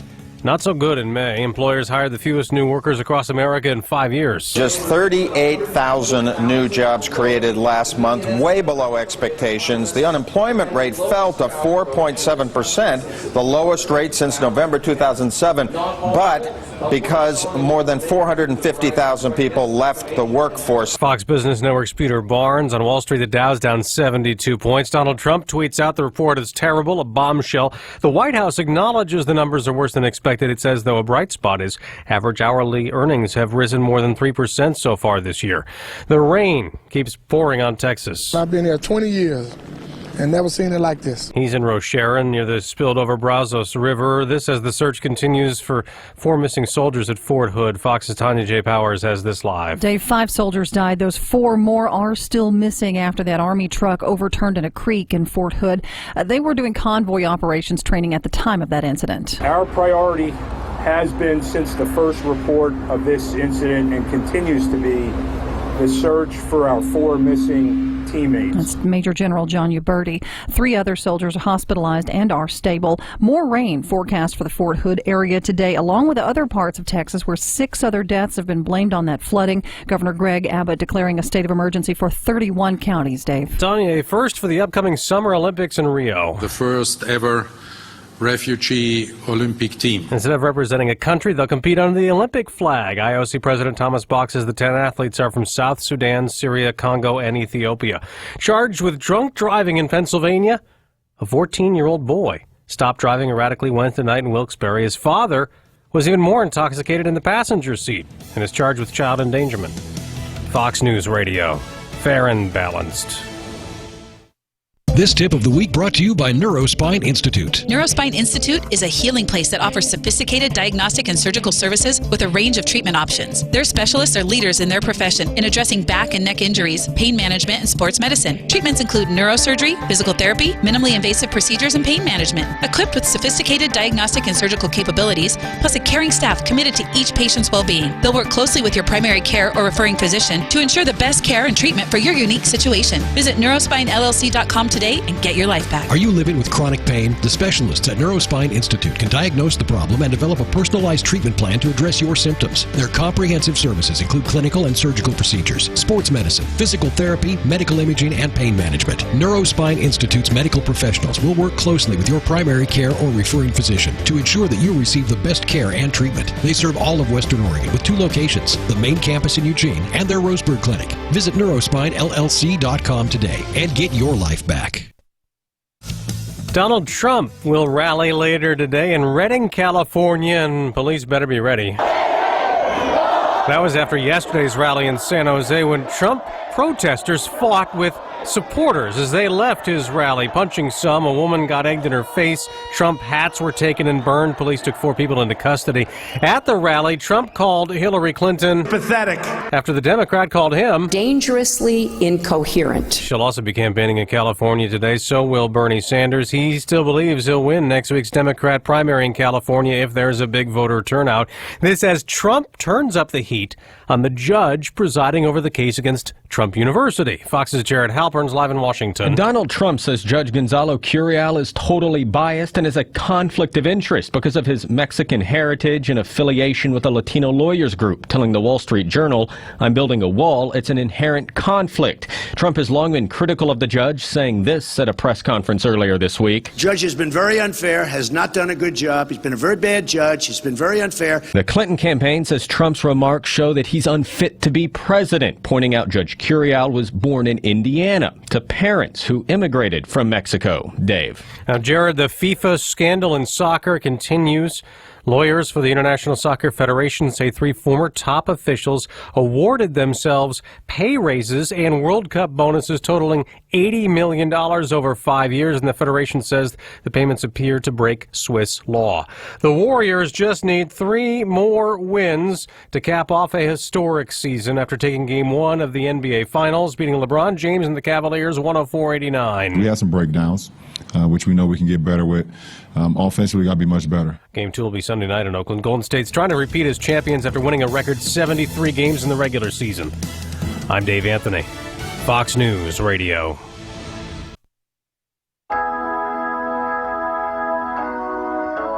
(1120) KPNW 805. Hey, it's a Friday, June 3rd. Gonna feel like summer this weekend. 88 today, and then 96 tomorrow, 95 on Sunday. So get out there and, well, make sure you have plenty of shade, a big hat, some FPF, and don't forget to hydrate. The understatement of the decade from the dad who said, we went too far. Did you hear the story about the 7-year-old who was made to get out of their car as punishment for throwing rocks at cars? 6 days later, They found him in bear heavy country, dehydrated and a little scraped up. 6 days he was on his own. And the dad was like, we might have went too far. Are they going to jail?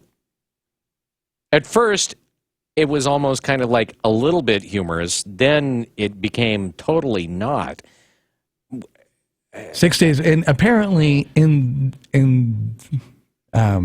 this part of the world, the culture, there's word and speculation that parents are too lenient and coddle their kids. And I think he was trying to not be in line with that parenting. But he might have gone too far, making his kid get out of the car. What part of the country was this? Japan. And he was found how far away? I want to say 5 meters in a structure. They had almost 200 rescuers, people out trying to find him. Some military and a soldier came upon him and found the 7-year-old boy after 6 days. That could have been really bad. You hear that story, and then you hear the story which was on the national news where the dad was in the back and he was liquored up. The 14-year-old pulled over for the DUI. But the wheels have been off. Well, they've been kind of rickety for a while.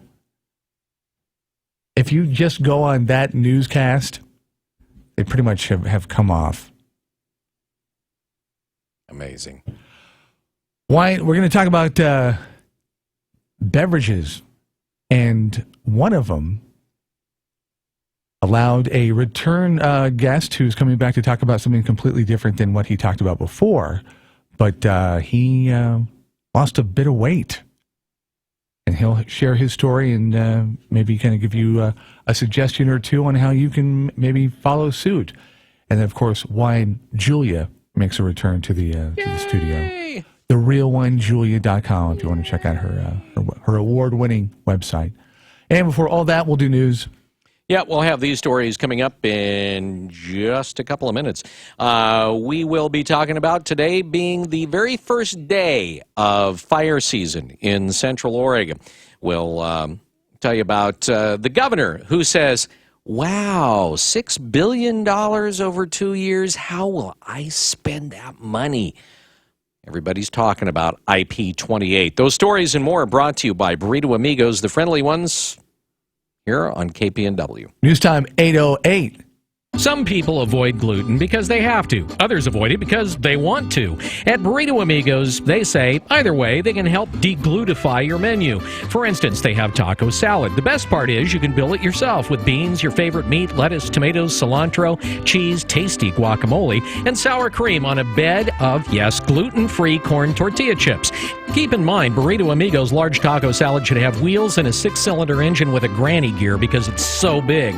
Now, if you're catering something for work, a school, or club, just order the taco salad and you don't have to worry about figuring out a gluten-free menu or even ask if anyone requires a gluten-free meal. One thing that should also be mentioned, Burrito Amigos taco salads taste great. If you're going meat-free, Burrito Amigos has a vegetarian menu that's more extensive than most sit-down restaurants. From tofu burritos to the bueno no-cheese burrito, Burrito Amigos adds more to their menu for people who need to leave things out of theirs. Burrito Amigos, the friendly ones in Eugene and Springfield. The best window sale in Oregon just keeps getting better. Discount windows, Vinyl 99 sale. Thousands of overstock windows on site, including Ply Gem windows. Factory first, overstock windows, just $99 each. Or less. Why less, Vic? $99 is an amazing deal. Lee, the lowest prices on overstock is one reason we're Discount Windows. You're good, and so is this sale. Discount Windows, Highway 99, Junction City, open 7 days a week. Get set to save now at Mid-Valley Tractor, your local Kubota dealer. Take command of your lawn care needs with a new Kubota Commander zero-turn mower. Get commercial-grade performance and a full 4-year factory warranty at a price you can afford. Now during the Get Set to Save sales event, get a special introductory price of $38.99 and 0 down and 0% financing for 36 months. Now through June 30, 2016. Call toll-free 1-800-794-4992 for details about cost and terms. Great prices, great products from people you can trust. Mid-Valley Tractor on Highway 99. Now, this morning's wake-up call with the latest news from the Northwest and your neighborhood. On News Radio 1120, KPNW. Well, good morning. This look at the news brought to you by Burrito Amigos, the friendly ones, featuring great breakfast burritos and fresh brewed locally roasted coffee for a tasty start to your morning. Here's what's going on.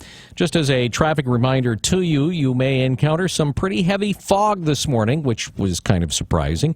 So as you're out there driving this morning, just be aware that it can get heavy at times. And if you have to turn your headlights on because it's foggy, don't forget to turn them off. When Mom's not here, I am.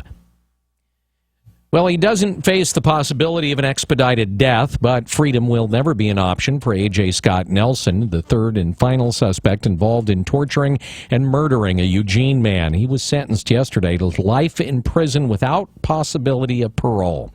Nelson was one of 3 people convicted in the death of 22-year-old Celestino Gutierrez in 2012 and for using his car to rob a bank in Mapleton. The victim's family addressed the court. They said they detest Nelson and what he did to their son.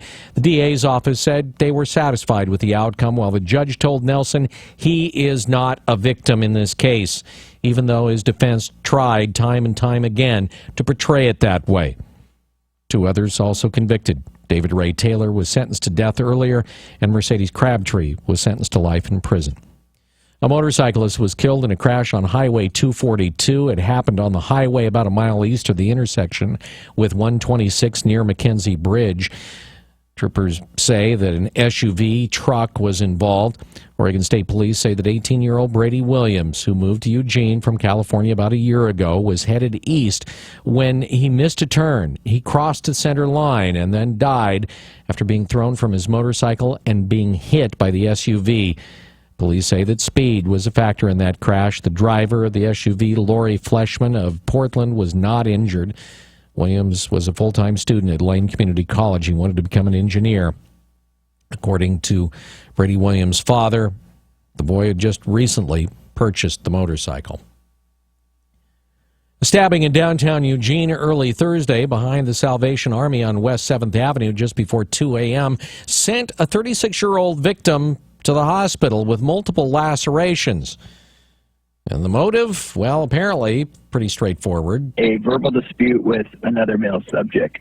And then it just went horribly wrong, according to John Hankmeyer with the Eugene Police Department.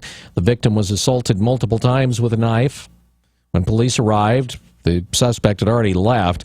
Eugene police are on the lookout for the suspect, but they don't have a description of him. The victim was taken to Sacred Heart Medical Center at Riverbend by ambulance. His injuries, they say, do not appear to be life-threatening. Well, in the aftermath of a drug and alcohol-fueled orgy along Shasta Lake by U of O frats and sororities comes another report from Shasta Lake of another mess and pot citations and a confrontation.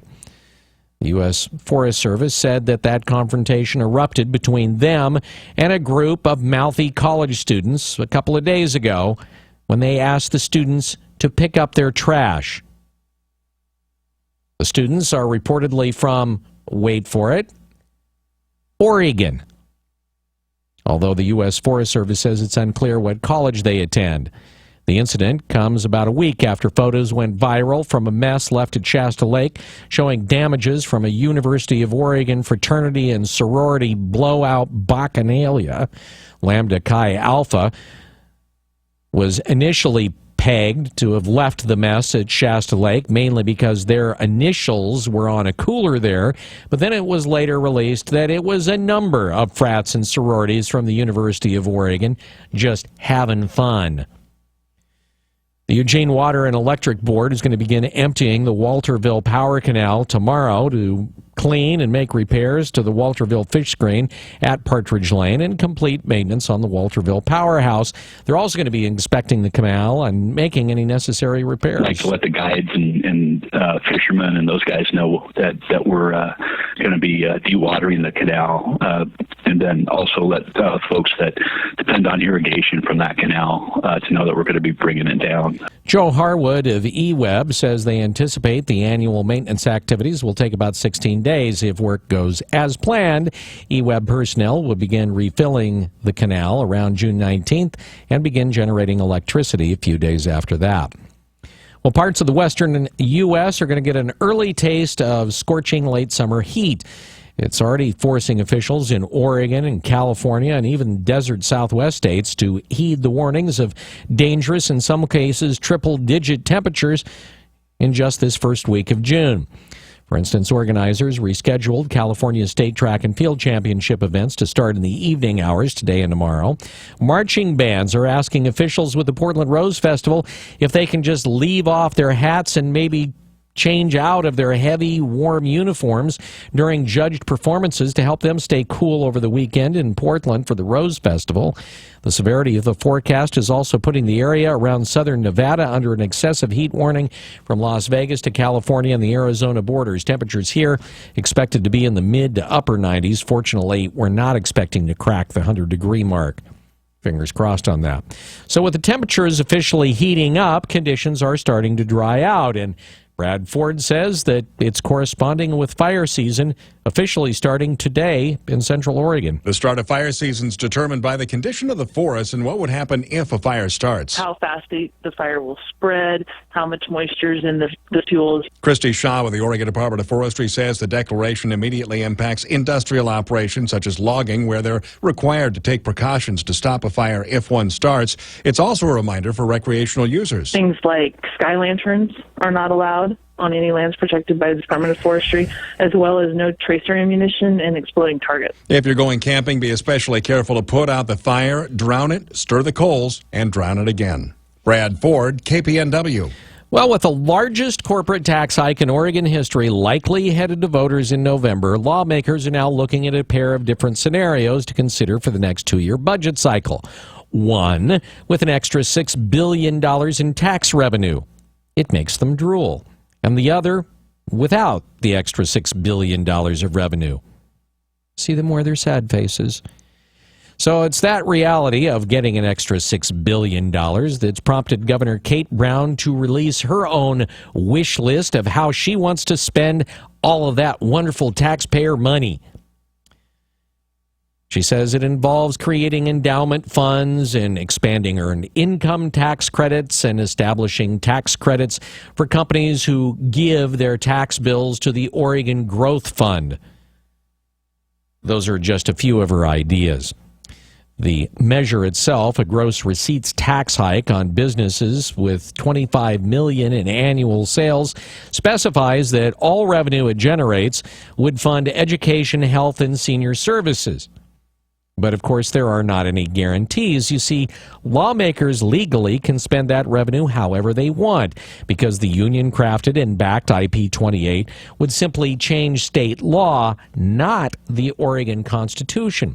And it is a structure that the public union backers say they chose to avoid pigeonholing future budget decisions, meaning that that money is going to be used to prop up PERS, Oregon's bleeding retirement plan for government and school district workers. It'll be also used for union pet projects as a payback. Opponents say Brown's proposal does not address the broader issues with IP-28 and instead demonstrates that IP-28 includes no strategy and no accountability for how the state would spend the $6 billion that it would generate that would go automatically into the state's general fund. They also say that the governor doesn't address the fact that the costs of IP-28 will be passed on directly to consumers. Oregon lawmakers are calling for mandatory testing of water quality in schools. They expect to introduce legislation in 2017 requiring all school districts to test for lead-tainted water. State Senator Michael Dembro of Portland said that these are not just Portland problems. He says they know that once we start looking, we're going to see problems all over the state. Dembro and Representative Alyssa Kenny-Geyer of Portland sponsored legislation last year requiring schools to test for radon, but yet there's no requirement for lead testing. The Oregon Humane Society rescued 14 animals that were being kept in an RV at Silver Falls State Park. We received from this rescue 6 dogs, all adults, all German Shepherds, 6 cats, and 2 reptiles. David Lytle with the Humane Society says the animals were malnourished and being kept in unsanitary conditions. The owners turned them over voluntarily. The investigation continues. It's not known whether charges will be filed. When the animals have recovered, they're going to be put up for adoption. The Lane County Sheriff's Office Search and Rescue Program and the Eugene Emerald Valley Rotary Club is going to be holding their 6th annual Life Jacket Exchange coming up the 18th and 19th at Cabela's. Really, the goal is to get every child out there in a life jacket who will be playing on or around water. We have water fatalities every single year, and we really want to be able to prevent those. Carrie Carver with the Lane County Sheriff's Office says you can bring your outgrown or unused life jacket and either donate it or trade it in for a properly fitting child's life jacket. The Lane County Sheriff's Office and local Rotarians are going to be there to help check jackets for form, fit, and function. Every jacket has been donated during past exchanges or dropped off at the Sheriff's Office. Some have been donated by local businesses. AAA wants parents to talk to their kids about the 100 deadliest days. Brad Ford has more. This is the beginning of the 100 deadliest days. This is the period from Memorial Day to Labor Day when we see teen crash deaths climb. AAA's Marie Dodd says it's because teens are driving more during the summer. Nearly 40% of the crashes are due to distractions, talking to passengers, texting, talking on a cell phone, or looking at something in the vehicle. When you have a teen driver in the home, you have conversations early and often about the dangers of distraction while driving. AAA has information on their website to help parents coach teen drivers about how to avoid distractions while driving. Brad Ford, KPNW. This look at the news has been brought to you by Burrito Amigos, the friendly ones, here on News Radio 1120 KPNW. Wake Up Call Sports on News Radio 1120 KPNW. Game 1 of the NBA Finals out of Oakland. Kind of scary if you're a Cleveland Cavaliers fan, not just because you've lost, but the Golden State Warriors' top 3 scorers came off the bench. Sean Livingston, Leandro Barbosa, and Andre Iguodala, not their marquee players, and yet they were the ones that were instrumental in the 104-89 win. Livingston, a game-high 20 points, while Steph Curry and Klay Thompson combined for 20. Game 2, still in Cali, take place on Sunday. Well, it wasn't the year the Oregon Duck baseball team was working for, but a couple of pitchers had good seasons. Cole Irvin and Steven Nagosic were both named to the All-Pac-12 first team on Thursday. Nagosic, who recorded 45 strikeouts and ranked 3rd in nation in saves, named to the 3rd team All-America by Louisville Slugger. OSU freshman pitcher Bryce Famel was named to the 2nd team. Women's soccer, Japan scored in stoppage time to tie things up with the U.S. at 3-all. Former Thorn Alex Morgan. 2 scores for the U.S. Of course, the same 2 teams played in the last 2 World Cup finals along with the 2012 London Olympics. Boxing great Muhammad Ali is in a Phoenix hospital, and sources say it would be more of a serious nature than previously reported. The original release was he was being treated for a respiratory issue. If you didn't know, Ali has suffered from Parkinson's for 3 decades. Results from the first annual Sportstown Awards last night. Student Athlete of the Year went to Peyton Presley of Cottage Grove. The mascot was Billy from Pleasant Hill. A sustainable sports event, the Emerald City Roller Derby's Big O Roller Derby Tournament. The Trainer of the Year, Cesar Ocampo from North Eugene and Lane United. The Athlete with Heart went to Jeremy Gallagher of Will High. And the Inspirational Coach of the Year went to Rick Raish of North Eugene High School. Wake Up Call Sports brought to you by Max Muscle. Stop in and check out the new additions to Max Pro Protein Powder. Chocolate malt, blueberry, strawberry, banana. On Franklin, across from Market of Choice. News time, 8:24. KPNW weather, brought to you by Ramjack West. Do you have foundation problems? Ramjack can fix that. Get your free quote at ramjackwest.com. Good morning. If you're headed out the door in the next few minutes, we have a few partly cloudy skies out there, but they'll clear up quick. Temps right now are in the mid to low 50s with light winds out of the northwest at 5 to 10. A massive ridge of high pressure is building over the entire west coast. It's already started, and that'll mean this afternoon mostly sunny skies dominate across the region. But you know what that means as well. Highs are going to skyrocket into the upper 80s to low 90s out there, and as we move into your weekend, they're going to get to the upper 90s to even a few low 100s. Prepare for a 3-day heat wave. It looks like everything out there is about to get very hot. Make sure if you're going to go into the water, you take caution. Most rivers and lakes, as well as the oceans, are only at about 54 degrees, and you can get hypothermia in less than 9 minutes.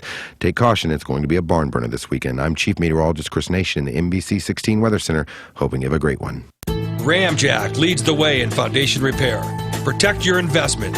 Get your free in-home evaluation at ramjackwest.com. Check out our exceptional online reviews, then choose Ramjack. CCB 146906. Make sure you check out SM Gun Shop before you buy at a big box store. SM Gun Shop takes trades and they have a large selection of quality used firearms with competitive pricing. SM Gun Shop on River Road in Eugene, serving Lane County's gun enthusiasts since 1980. For the all-new John Deere riding mowers, tractors, and side-by-sides, think Ramsey Waite. Make tracks to Ramsey Waite for John Deere lawn tractors and zero-turn mowers.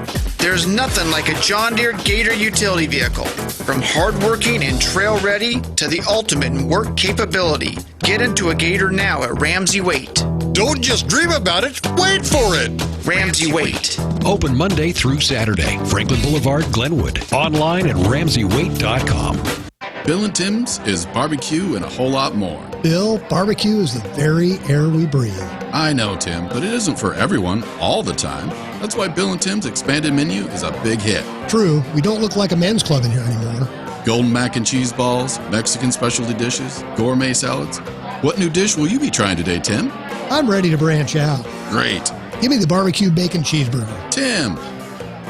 Bill and Tim's Barbecue. Open at 11 daily. 13th and Pearl in Eugene. Where's your finish line? Set a goal, make a plan, get results. Max Muscle offers customized nutrition plans by a certified nutritionist. Learn what and how much food to eat, when to eat, and how it relates to your body. Stop into Max Muscle today, Franklin Boulevard, across from the Market of Choice.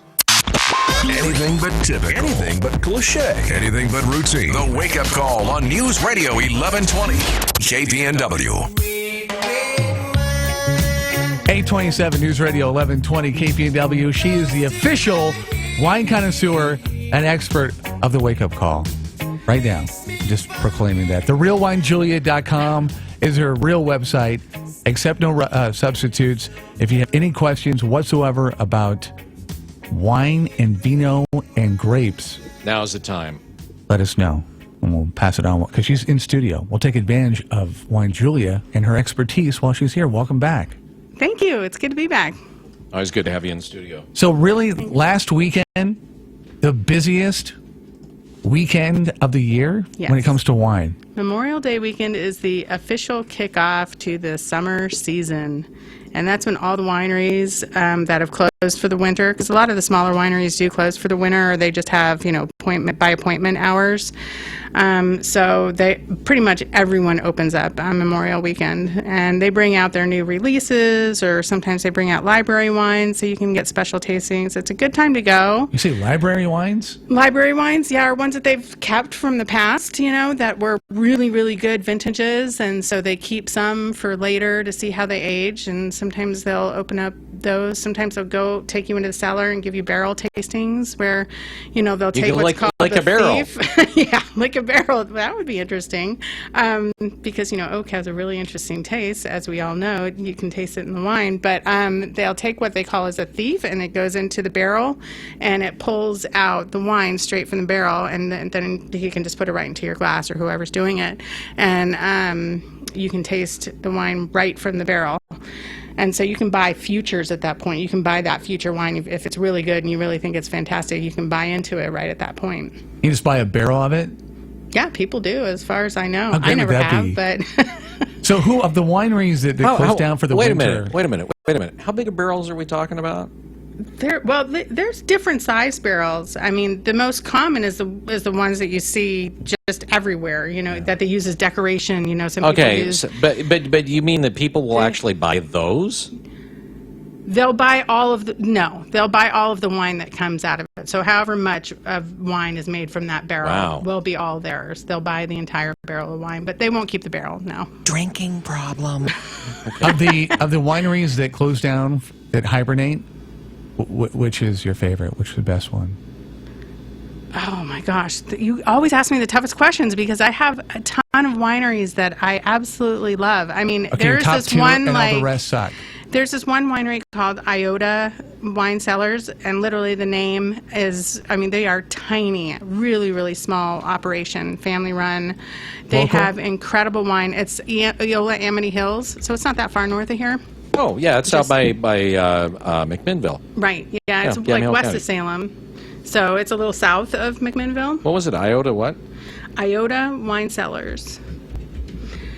They're just such a fantastic family. They're so nice, and they have an incredible piece of property with really incredible soils. I almost feel like that area should have its own sub-AVA because they have such incredible soils. What's in that AVA? Area. Or I guess What are you talking Eola about? Amity Hills is a sub-AVA of the Willamette Valley. So and you're AVA is talking like... too technical. Sorry. AVA stands for American Viticulture Area. So it's been officially named a special area because of it's got specific dirts in that area, specific microclimate. So, you know, we're different here than they are up in the northern part of the Willamette Valley. So we really should technically have our own sub-AVA down here. In fact, I was just talking to Steve Heimhoff, who works for Jackson Family Wines now, but he was the editor of Wine Spectator for years and years and years. And he, because Jackson Family Wines just bought some property out in Monmouth, which is near like Airlie and Emerson Vineyards and some other vineyards out there. Land? They bought more land. But don't let that upset you because they're definitely doing great things for the state. I have faith in Jackson Family Wines. They're really going to do some fantastic things. Okay, so apparently there are people that have that attitude, that know about their purchasing of property and have issues with them. Is that what it is? Is what's going on? Well, they feel like a lot of people, and it's so there's such a big misunderstanding with the whole Jackson Family Wines coming up to Oregon and buying property and things because just because they're a big company and they have a lot of different brands doesn't mean that they are a big takeover. You know, they're not coming in here and taking over and mass producing wine. The land that they're buying, they are really treating just like we would as Oregonians, as a family buying that piece of property. They just bought Penner-Ash, which has been around for a long time. They bought Penner-Ash not to change them, but because they loved what they were doing and thought it was perfect what they were doing. And so now Lynn Penner-Ash, who owned it, she, instead of worrying about marketing or can she afford this next barrel or, worrying about all these money situations, now she's just got an endless flow of money. She can do whatever she wants and she can focus on making the wine there. So they didn't change the name. They're not going to change the name. It's just, they just stepped in and owned it because they thought their wine was so fantastic. They wanted a piece of it. So they are basically aiming to make high-end Pinot Noirs. They have a new portfolio just of high-end California and Oregon Pinot Noirs. And that property that they bought in Monmouth is going to be one of those. So, yeah, Grand Moraine Winery, place is amazing. You would never know that it was owned by, Jackson Family Wines. It's got its own winemaker there. Everything is treated as a small boutique winery. They're not trying to change it and make it big and make it like their other brands. It's its own specific brand. You might have said, but where is it? Is it up in the same... Grand Moraine Winery is way up in Yamhill, Carlton. Okay. And that's the wine that I wanted to bring in for you guys today. It's some of the best Pinot Noir I have ever had, and Wow. Chardonnay. And I just think that I'm waiting to get some more so I can give some what to are we you guys. talking, a bottle? If somebody goes out, they see it, what Well, do it they... depends on, they have several Pinot Noirs, as most places do. They don't just make one Pinot here. Most places make some... The Pinot that you're talking 10, about. Make 10 Pinot Noirs, different Pinot Noirs. From All different 10 are vineyards. good? Yeah, they're all very good. Different vintages. So it depends on what you like. They're a little higher end, like maybe $40 and up for a bottle. But it's so worth it. It's so incredibly good. That whole area up there.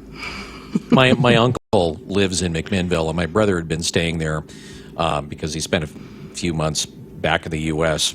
from overseas. And so I've been commuting back and forth from Philomath up to, McMinnville, and we kind of tool around up there.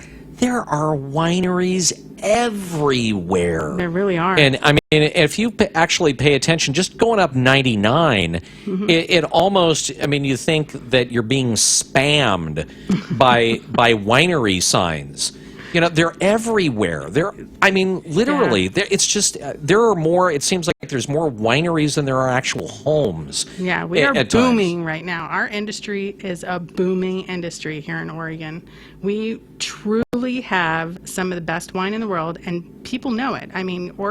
Californians, some of the best winemakers are coming up here, like Jackson Family Wines. Some of the best are coming up here. And same with, from Burgundy, France. We have people coming. And oh, my God, we have snobby Frenchmen coming in? I won't. We have Frenchmen coming in. I won't go with the snobby thing. Because, we do. Because they know that what we have here is really, really good. And they're taking it back so they can steal it, is what they're doing, isn't it? Well, they're coming in their to steal clones our over Pinot here. technology. That's what they're doing. I know how this works. So I'm not. I can't agree with that because I think Domaine Druhin's been here for a long time, and they were originally, there's a Druhin in France as well. So they make spectacular wines on both ends. So, and you can try if you go up to their winery, you can try their wine from France. They have bottles here, so it's kind of fun to compare the two side by side. If you ever make it up there. But so we really truly have a gem here. We are very lucky, and it's only going to continue to boom at this point. It really is, because now we are known for having some of the best wine in the entire world. And it's not just Pinot at this point. Sparkling wine is going to just go through the roof here in the next 10 years. Does it worry you, though, that with everybody, with more and more people getting into it, that it's going to dilute overall the quality of the wine that comes from here, and B, that it's just going to oversaturate the market with, locally with all these different Oregon wines, so that the really good ones really don't stand out anymore?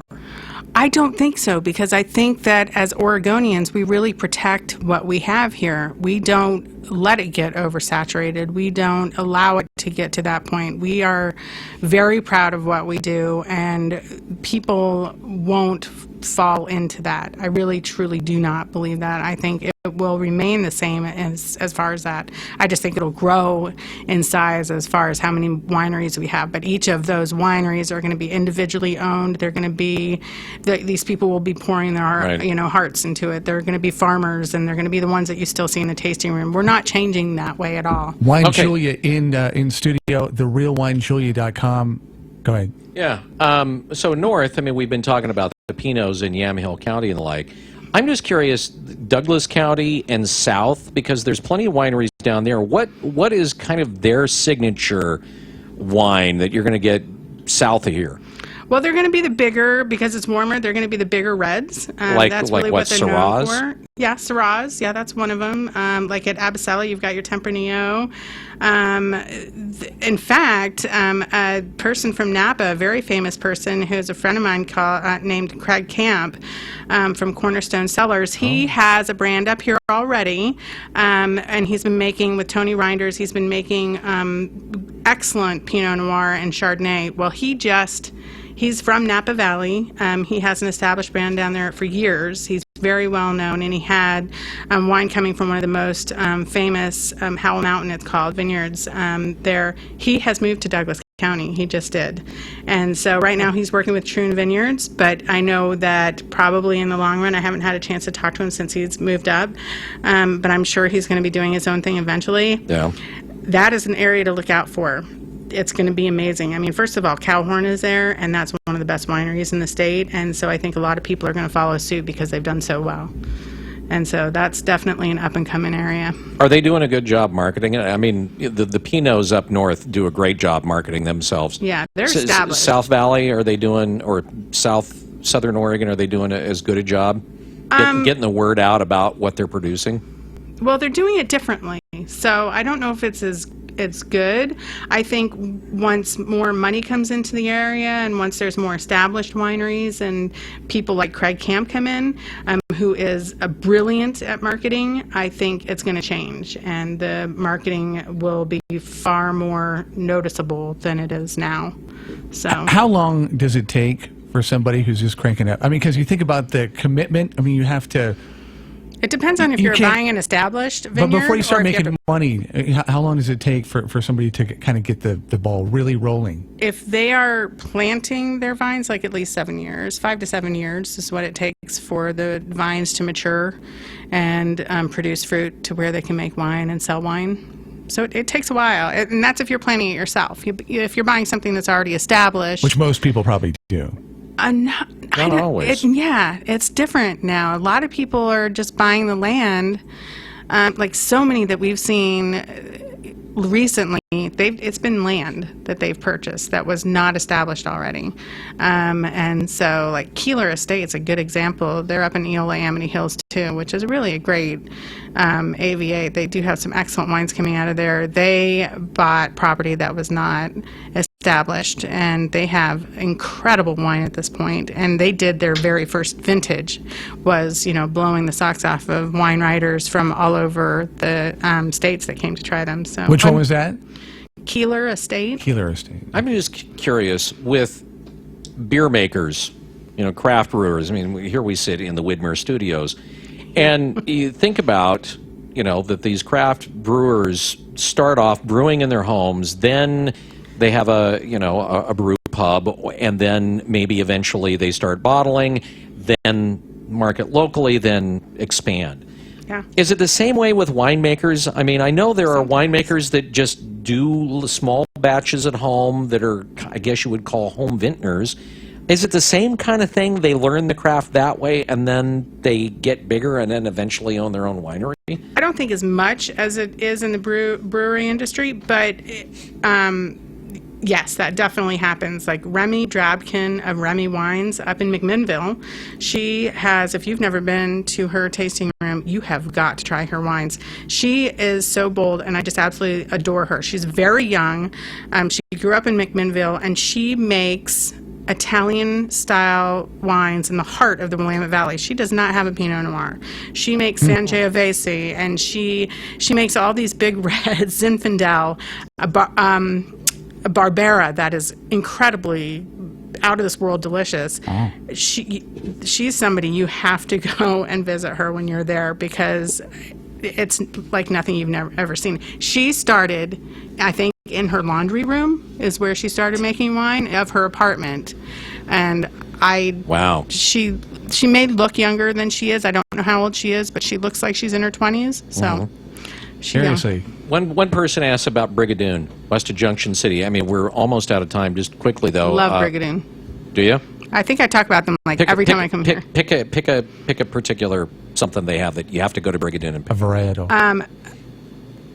Their Pinot Blanc blows me away every single vintage.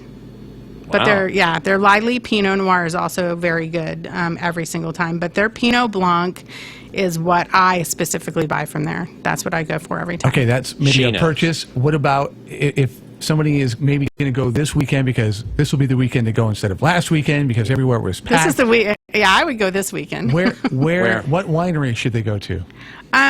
Around here, close wineries. I mean, if you're looking for something new, talking about Brigadoon, La Chouette is their new, and that's what I brought you guys, I think, a couple times ago when I was here. They're related. It's the kids of the people that own Brigadoon.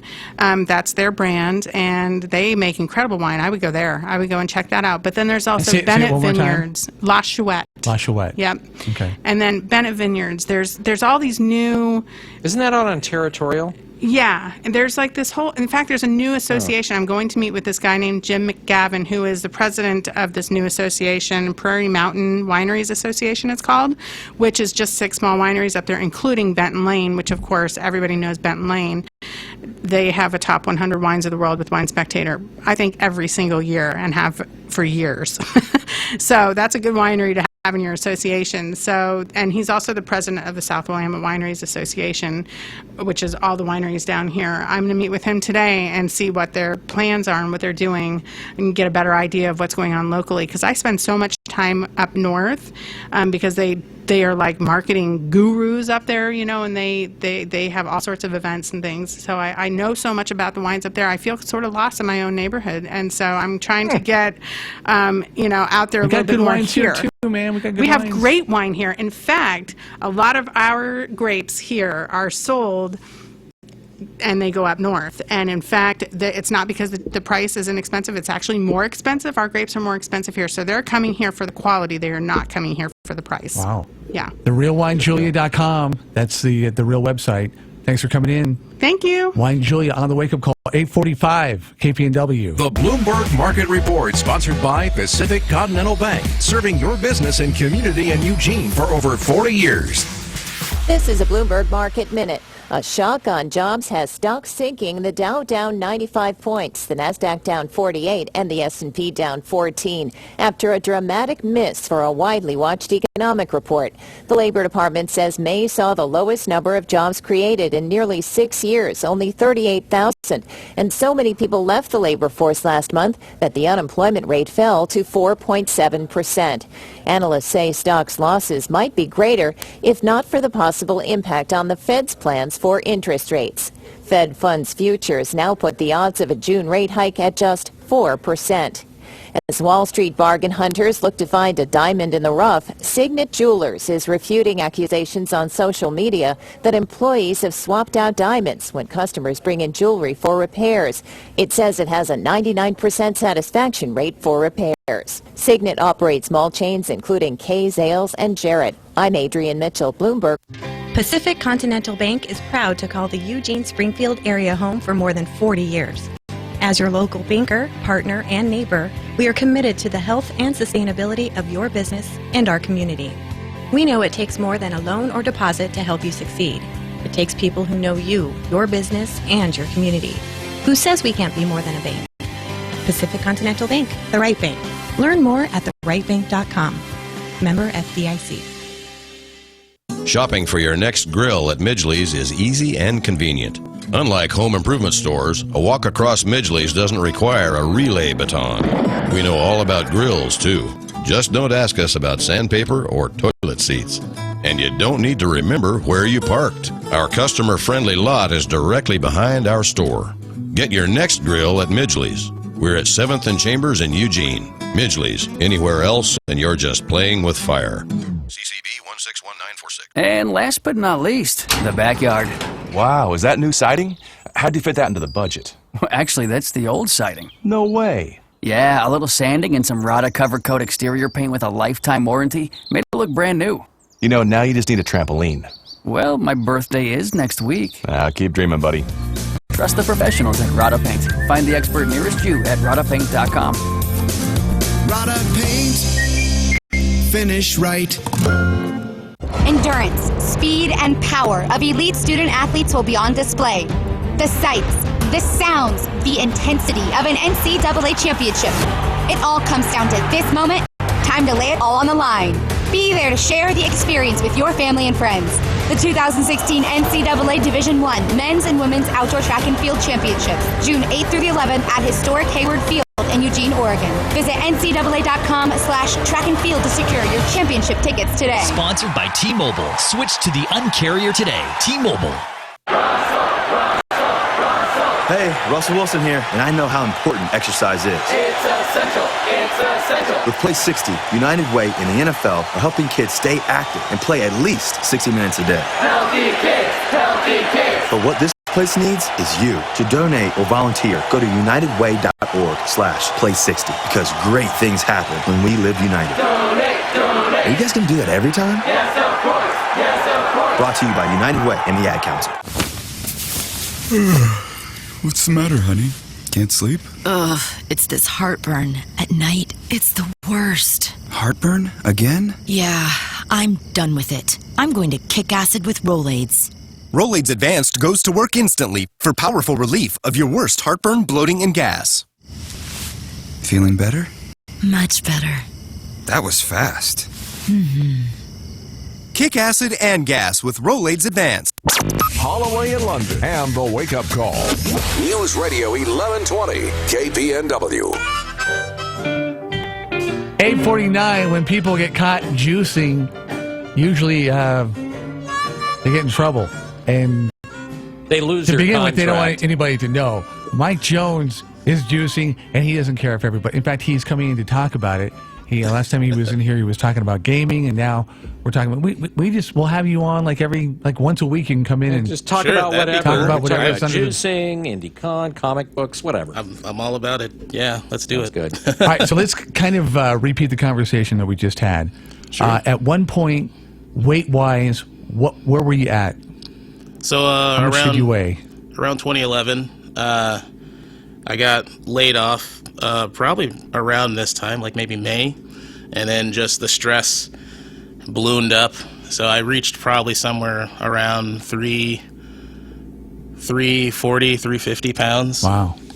And I went to a friend's wedding, and then at a friend's wedding, another friend told me about, oh yeah, there's this crazy guy on Netflix. He did this thing where he did nothing but drink juice for 60 days, and then he lost a ton of weight. And I was like, well, that's crazy.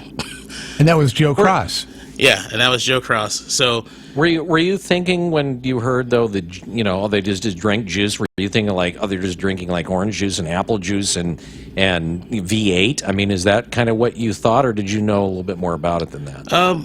Not quite. Like I didn't necessarily think they were just drinking like fruit juice, but I figured, well, sure, they drank juice, but they had to have been doing something else. Like it couldn't have just been juice. So on a whim, I just decided to watch it. We were bored one day, and then it all just kind of clicked and sort of made sense. And I was and like, the movie is called what? Fat, Sick, and Nearly Dead. So and he was. He was. I was exactly in his position, or maybe not the exact same thing. He had some weird condition where he could, somebody would touch him and he'd break out into some crazy hives that would be painful or whatever. But it seemed like everybody was dealing with their issues, and this was a good way of sort of resetting the body. You get everything back to a baseline, and then suddenly it's working like a well-oiled machine, and even better. So I gave it a shot, and you did it 60 days. I did it for 60 days. Went out and bought a juicer. That weekend, in fact, the next day is like, we're gonna do this, and I was like, I can't wait. So we ran to Bed Bath & Beyond and picked up like a Jack LaLanne juicer, and we just started doing it right then and there, and drank the first juice, made their mean green recipe that was on there. I was like, wow, this isn't bad. This is pretty good. I could deal with this. And we did, just dealt with it. And I couldn't do walking, so I started bicycling, and then cycling became my thing. And the combination of the two things, 50 pounds went away. Your thing, you bicycled thousands of miles. Yeah. Yeah. Like what, 3,000, 4,000? Probably a lot more than that. But in the beginning, I was a struggle. So I used to live around here. I would take the river path, and it was a struggle the first month even to do 5 miles, right? We would go out, and it would take 3 hours to ride, 5 miles. But I had a good friend of mine, Joel Lee, who was just like, well, let's keep going. Let's do this. So then we got to doing 5 miles, and 5 miles felt good. And then he's like, okay, let's go further. I was like, but okay. So I decided, well, I got time, so let's just do it every single day. So I just started biking every single day, and each day I would try to go a little further. And probably in about a month or two, in 2 months I'd ridden 800 miles or more. Wow. Just collectively, but I kept going further and further and further. And then a friend of mine was like, there's this Seattle to Portland ride. I'm like, what do you mean Seattle to Portland? Yeah, it starts in Seattle and you end in Portland. I was like, that's insane. It's like, so I'm going to do it next year. You're going to do it? I'm like, okay. Because I'm sitting here going don't forget. I just did 10 miles. Cool. You want to do 200? I'm like, what? And so I was like, okay, well, I better get serious about this. And then I just kept biking and biking. Then I had an opportunity to meet Joe Cross in the fall up in Seattle. And there was a ton of people there who had success doing juicing, and I got to stand up for 60 days, and they were like, oh, wow. And then this guy that was still standing behind me was like, I did it for 120 days, and I lost 125 pounds. It's like, I didn't even know you could do that. I thought, you would after die 60 days, you would something just like that. explode or something, right? Like a bomb. Well, okay, out of curiosity, I mean, okay, so you lost a bunch of weight. How much of that do you attribute to the juicing diet, and how much of it do you attribute to the fact that you were going out and exercising? Well, while I was doing the majority of that 122 days, like 4 months, I went back to my hometown, Cincinnati, Ohio, to take care of my mom who had hip replacement surgery. So I was there for at least 2 months. She was doing okay, and I was not doing anything. I was just juicing. That's the only thing I was doing. And still losing weight. And that's where all the weight went away. Like, I lost all the weight. But at that, when you're doing juicing, you're rapidly losing fat, but, you're also probably losing muscle as well, right? You're just shedding everything. How are you feeling other than, you're juicing now and you're used to eating food. How are you feeling? Are you hungry? Are you going through, stages where you don't feel like you have energy? Well, it's a very interesting phenomenon, right? Because when you think about, like the old school, they talk about like cavemen and how survival works. After you get to a certain period of not eating food, your body kind of like kicks into survival mode, and suddenly, those cravings for food and things go away because now you're in this heightened awareness of like, I just need to find the next thing, and now you feel like Superman, like you feel like you just punched through a brick wall, and that's kind of what it activates. So you're drinking this juice, but you're not actually starving. Your body finally realizes, like, hey, well, I haven't had any food, but I'm not dead. Well, I'll just use the energy that I have to go find food. So it's tricking the body into thinking that you're almost in starvation, or you're in like in a famine mode, but you're not, because you're taking in more than enough calories. It's plenty. It's just like, you're eating like an amount of vegetables, like I don't know, like this big, a bushel of vegetables, Yeah. and it's you're just juicing all those nutrients down into one cup. We have like a half a minute. Yeah. Advice for somebody out there that maybe wants to go this route. So if you want to go this route, I would say, ease yourself in, take it slow.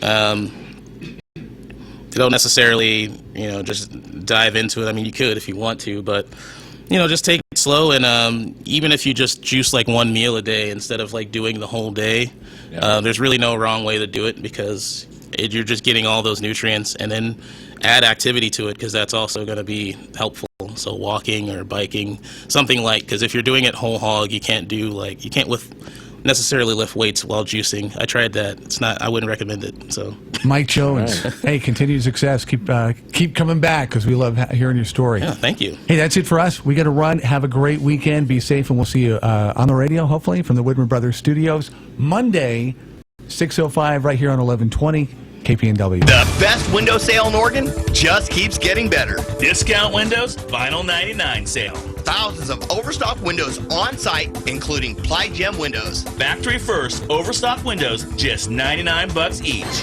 Or less. Why less, Vic? $99 is an amazing deal. Lee, the lowest prices on overstock is one reason we're Discount Windows. You're good, and so is this sale. Discount Windows, Highway 99, Junction City, open 7 days a week.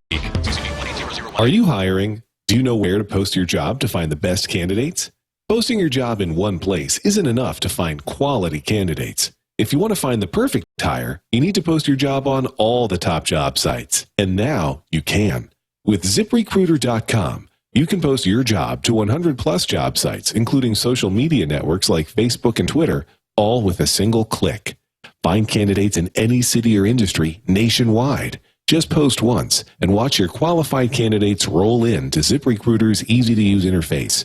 No juggling emails or calls to your office. Quickly screen candidates, rate them, and hire the right person fast. Find out today why ZipRecruiter has been used by over 400,000 businesses.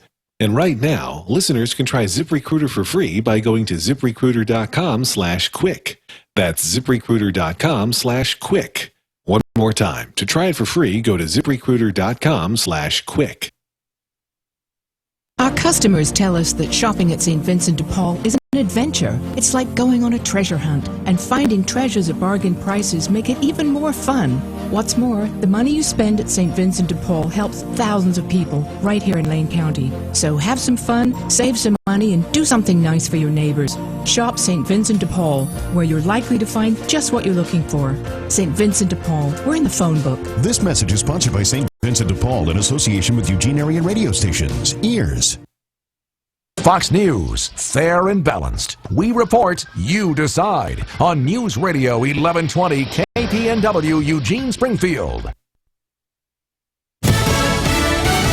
Fox News Radio, I'm Lisa Brady. This is an absolute tragedy for Fort Hood once again. Texas Governor Greg Abbott as the search continues for 4 soldiers still missing after 5 were killed when an Army truck overturned in flash flooding during training. They were in the process of closing roads on the Army post at the time. Please understand, do not drive into rising waters because even our finest can be swept away. You need to protect your life and your safety first. The governor's declared a state of emergency in more than 30 Texas counties, about half the state under flood watches or warnings. More rain threatening areas already hard hit by flooding southwest of Houston. Europe's dealing with deadly flooding too, with water levels in Paris rising faster than expected. The Seine River could crest tonight at its highest level in over 60 years.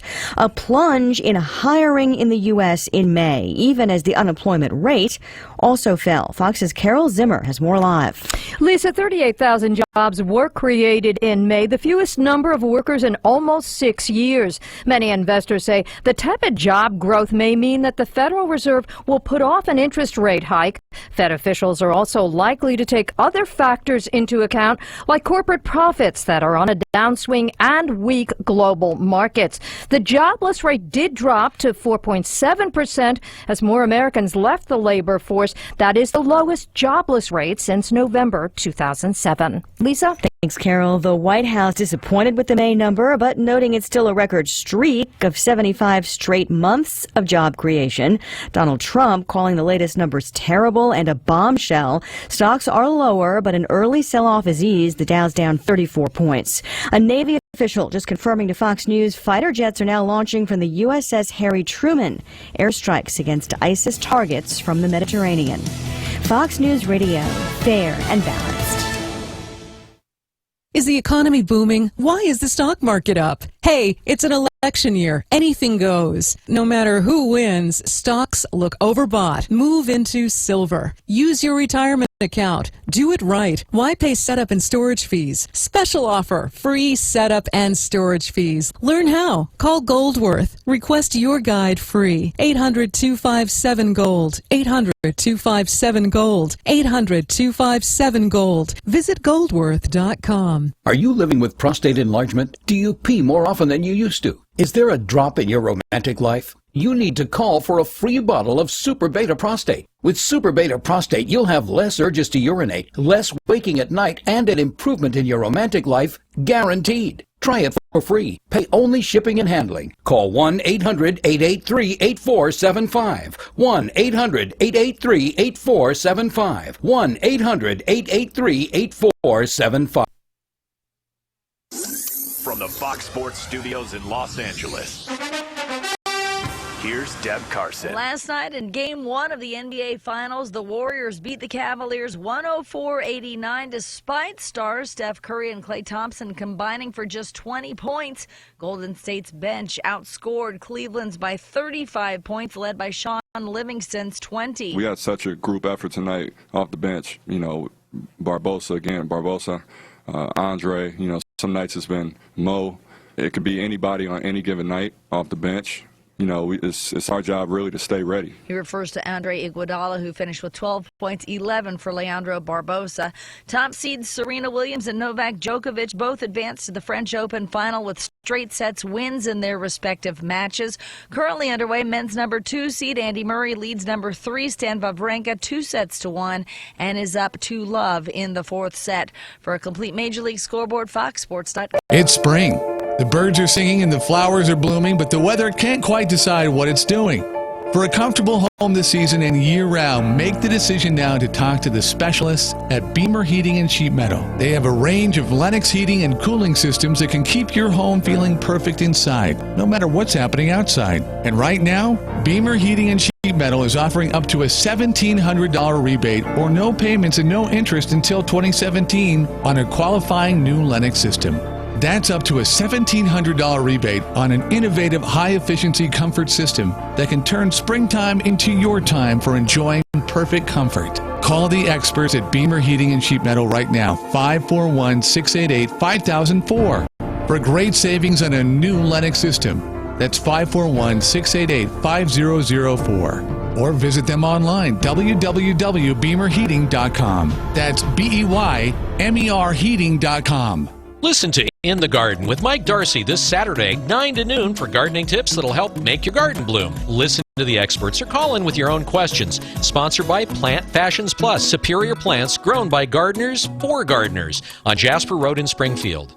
Okay, what are you wearing right now? Nothing. That's right. So mommy's going to teach you how to dress yourself. Underwear always comes first, name tag at the back, then pants, then shirt. Get the first button in the right hole or you have to start all over. Socks going first, then shoes, right on right, left on left. With shoelaces, just take the ends, cross them over, switch the loops, the rabbit goes down the hole, pull tight, and you're left with bunny ears. Got it? Why are your pants on your head? Most parenting's hard to do in just 2 minutes. But 2 minutes twice a day making sure they brush their teeth is easier and could help save them from a lifetime of tooth pain. Visit 2min2x.org to find out more. A message from the Partnership for Healthy Mouths, Healthy Lives, and the Ad Council. News, information, 24/7 on News Radio 1120 KPNW. It's 9:06 and time for Rush. Rush Limbaugh on News Radio 1120 KPNW.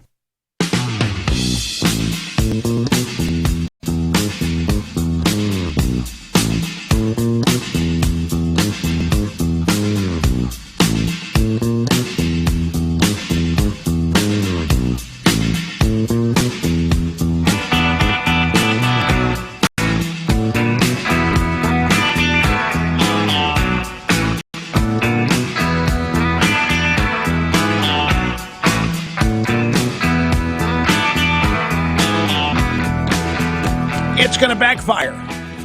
This is what they don't get. I don't care how effective people think it was. I don't care how good, how devastating, whatever people think it was. It's going to backfire. It's a thing nobody figures out. All these attacks on Trump, they backfire on the people that launched them. Hi, folks. Friday it is. That means... And now, from sunny South Florida, it's Open Line Friday! Yes, sir, Bob. The end of another busy broadcast week, hosted by me, your highly trained broadcast specialist with great broadcast instincts, Rush Limbaugh, behind a golden EIB microphone for yet another 3-hour excursion into broadcast excellence. Open Line Friday means when we go to the phones, and we will, and you get to talk about whatever it is you want to talk about. I kind of know what it's going to be, but it doesn't have to be. It doesn't have to be the campaign. It doesn't have to be politics. It can be whatever. Want to send an email, lrushbo@eibnet.com, and again, 800-282-2882. You know, I've been regretting this moment the entire week, folks, but I have to tell you something. I'm not going to be here next week. And I had the Republican primary still be going on, where it's still happening and where it's still undecided, that I would have canceled the plans. And I would have hung in here and I would have rescheduled this long scheduled week off for another time. But since it's the Democrat primary next week, there really isn't any drama here. I'm going to predict to you right now, just to show you. I'm going to pretend as though it's next Tuesday or next Wednesday, and I'm here, and you want to know what happened and what it means. I'm going to tell you right now. Bernie Sanders may well indeed win the California primary, but Hillary Clinton will win the Democrat Party nomination the same night. I don't care what happens. Bernie Sanders is not going to be the nominee, and he never was going to be the nominee. I would love to be wrong about it. Don't misunderstand. But it was never, ever going to happen, and it isn't going to happen next week. For one thing, the drive-bys are so excited over these riots. Well, some of them are. Actually, some of the drive-bys were repulsed by what they saw. We'll have sound bites coming up. The drive-bys are also orgasmic over Hillary's foreign policy speech yesterday, which wasn't a foreign policy speech. It was an attack on the Trumpster. And they just love it. They have been wanting to do it themselves, and they've tried, but it hasn't worked. It just bounces off. And Hillary finally went out, and she launched 6 months' worth of what everybody that doesn't like Trump has wanted to hear. She just fired every barrel she's got, and the drive-bys they can barely contain themselves with how happy they are. And so they're reporting on it as though it was the greatest speech ever. They're really saying it was Hillary Clinton's greatest speech ever. Even people like Dr. Krauthammer are acknowledging that it was devastating, that this is the kind of thing that had a Republican running for president the last 6 months said these things. It might have had an impact on the outcome. It might have prevented Trump from winning. My memory is a lot of them did. Didn't Mitt Romney give an entire speech devoted to Trump's unfitness, intemperance, lack of qualifications? Didn't Romney do a whole speech, a 45-minute speech? I know he wasn't running, but still, it was a Republican, and he was toying with the idea at that time. Marco Rubio took his best shot at Trump. Jeb Bush and the Bush camp, they had $100 million that they spent. Although most of it wasn't spent on Trump. Oddly, it was spent on Marco Rubio. But regardless, the drive-bys, see, you talk about star-crossed. They have such mixed emotions about Trump. They hate him. They despise it, but they need him. They hate him, and they love what he's making happen for them. Donald Trump is reviving the drive-by media. The drive-by media was dwindling away, fading away in both number, presence, and influence. And now Trump, wherever Trump goes, ratings are up. Programs that were seeing declines in audience, network shows that were showing audience fade away when Trump is a semi or regular guest, their numbers are skyrocketing, and they know it, and they've been able to monetize it to a certain extent. But they hate Trump. They hate him. They hate his personality. They hate that he gets away with saying what he says. Only Democrats are supposed to be able to say things like that and get away with it. Only Democrats are supposed to be able to get away with the behavior Democrats are getting away with when they riot against. And by the way, these riots, the most recent one, San Jose, they're not riots against Trump. They're riots against Trump supporters. You probably by now have seen the videos of the anti-Trump riots in San Jose, but as I say, they're not really anti-Trump. They're anti-Trump supporter riots. And beyond that, they're really anti-America riots, since they are really violently protesting as American citizens exercising their constitutional right to express their political opinion. And it is bloody. It is dangerous. And the mayor of San Jose, some guy named Sam Liccardo, a Democrat and a Hillary supporter, criticized Trump for going to places like San Jose and igniting problems that local police departments have to deal with. He said at some point Donald Trump needs to take responsibility for the irresponsible behavior of his campaign. Really? So you have a mayor who pretty much, it looks like, told the cops to stand down while Trump supporters were viciously attacked. And they were vicious. They were bloodied up. And many of these people are anti-America. They have signs saying, "Make California Mexico again." They're bought and paid for by Democrat donors like George Soros. Remember the first such riot? It was in Chicago, and Trump canceled an appearance in advance when word leaked out that there was going to be trouble. So Trump canceled it.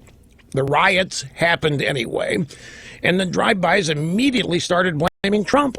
and said the onus was on Trump to get his supporters in line. The onus was on Trump to stop inspiring his supporters to beat people up and beat them upside the head and so forth. It was on Trump. It was his requirement, his responsibility. Well, where are Hillary Clinton and Bernie Sanders? After such events, San Jose, San Diego, where are they? Asking their supporters to stand down. They're not even distancing themselves from these supporters. These are Hillary Clinton supporters. They're certainly not Trump supporters. They're Bernie Sanders supporters. They're liberal Democrats. Some of them are illegal citizens, illegal aliens. Some of them are illegal. Some of them are malcontents. Some of them are criminals. Some of them are reprobates. They're human debris in many cases. And you don't see crazy Bernie or Mrs. Clinton distancing themselves. You don't see the media admonishing them. The media, some of them uncomfortable with what they're seeing, but at the end of the day, they like it. They have wanted this kind of stuff to descend on Trump. They feel Trump has gotten away with things no Republican should ever be allowed to get away with ever.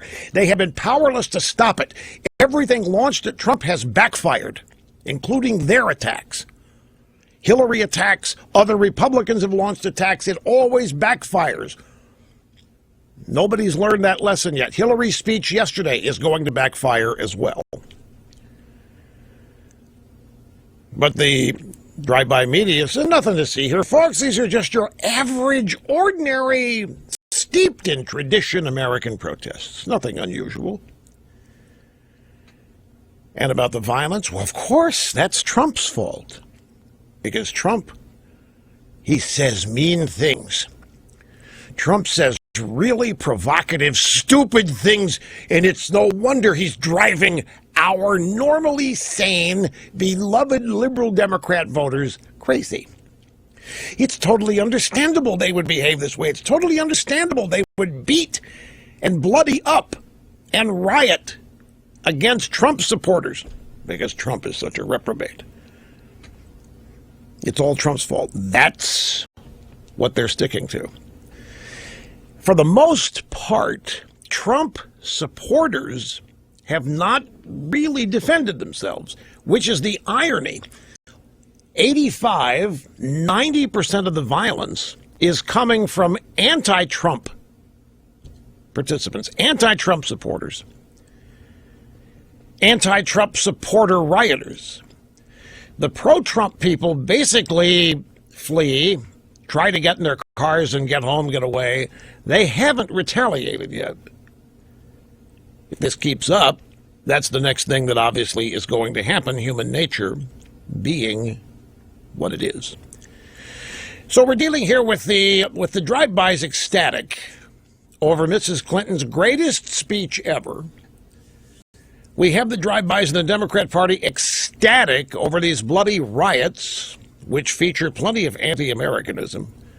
In fact, there's a couple of Trump supporters that were caught up to by local media in California, San Jose. Said, this doesn't look like the America I know. And it doesn't. I mean, the American flag is being burned, the Mexican flag is being waved, the protest signs say, "Make California Mexico again."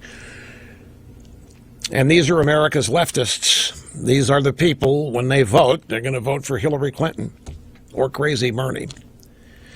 And then, again, the California Democrat primary is Tuesday. And it's nip and tuck according to the polls that go either way. Bernie Sanders could even win it.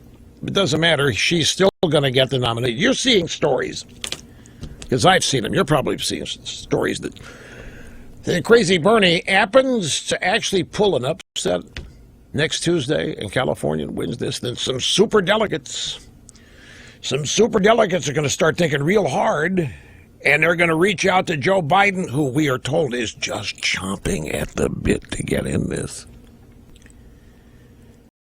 Yeah, that's right. Drive-by media sources saying if crazy Bernie actually beats her in California on Tuesday, that signals Biden getting in. It does not signal crazy Bernie getting a nomination. My instincts from the very beginning were that he's not going to get the nomination no matter what happens. And even if he wins Tuesday, that's why I feel comfortable. Well, I don't feel comfortable leaving. You know, I never feel comfortable leaving. But as you all know, with such intense pressure, relentless focus, you have to take a break now and then to recharge. And I figured if the Republican side was still going on, I'd have postponed. But since we know what the outcome next week's going to be, just as good a week as any, because once we get to the conventions and after the conventions, and it really, really intensifies. There are also other things in the news that have nothing to do with the campaign. We keep that stack alive and current each and every day, too. So a lot of things I want to get to, plus a lot of your phone calls since it's Open Line Friday. So without any further ado, our first obscene profit timeout as we monetize the increased fascination and interest in American politics. We will return before you know it. Rated the #1 talk radio personality of all time, Rush Limbaugh, on the EIB network.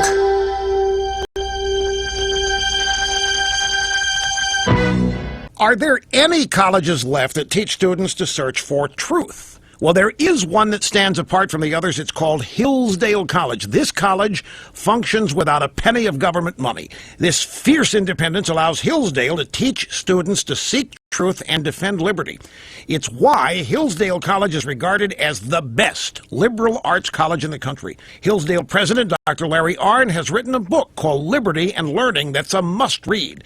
It details how Hillsdale produces stellar graduates and what it's going to take to fix higher education in America. Liberty and Learning is yours as an e-book for free right now online at rushforhillsdale.com. Now, at a time where higher education is politically correct, the truly independent, classic liberal arts education that Hillsdale offers is needed now more than ever. Liberty and Learning, these things go hand in hand. So get the ebook, Liberty and Learning. It's free, no strings attached. Go to rushforhillsdale.com. For over 4,000 years, people have wondered about Noah's Ark. And this summer, you can experience the Ark in biblical proportions. Hi, I'm Ken Ham, and on July 7th, we'll open the life-size Ark Encounter attraction near Cincinnati. This will be the most authentic reconstruction of Noah's Ark ever. Its massive size will amaze, and the world-class exhibits inside are sure to astound. Visit arkencounter.com to discover more. The voyage begins again July 7th.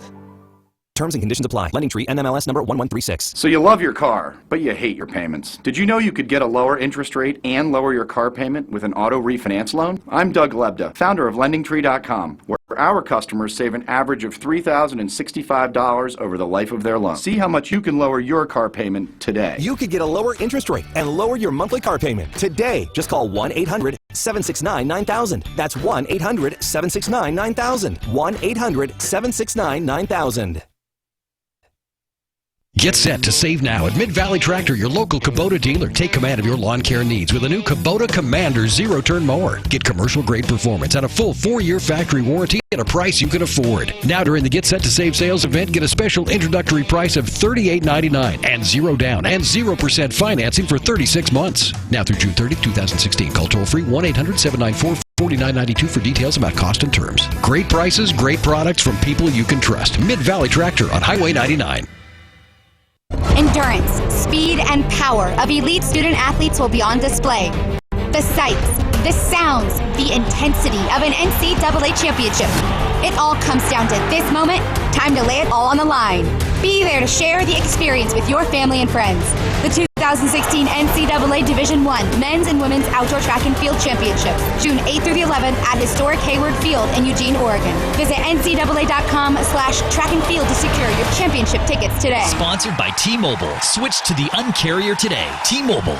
Message and data rates may apply. If you're a guy over 40 and you want to stay on top of your game, try a sample bottle of GNC's top-selling, award-winning Nugenix. Listen, if you're experiencing lower sex drive, general sluggishness, and decreased performance, Nugenix is a powerful man-boosting formula. For 2013, it won GNC's Innovative Product of the Year and was also named GNC's #1 selling men's vitality product. Get a complimentary bottle now by texting BOOST to 99000. Nugenix uses a clinically researched key ingredient to invigorate a man's body and increase his libido. Enjoy more passion, higher sex drive, improved performance. Be more the man you want to be in the gym and in the bedroom. You want to stay on top of your game, don't you? Then try top-selling, award-winning Nugenics and feel like the best man you can be. Nugenics is available at GNC and Vitamin Shop, but you can only get your complimentary bottle by texting BOOST to 99000. Again, text BOOST to 99000. Hey there, it's Lars Larson. Join me at my new time for my national show, starting weeknights at 6:05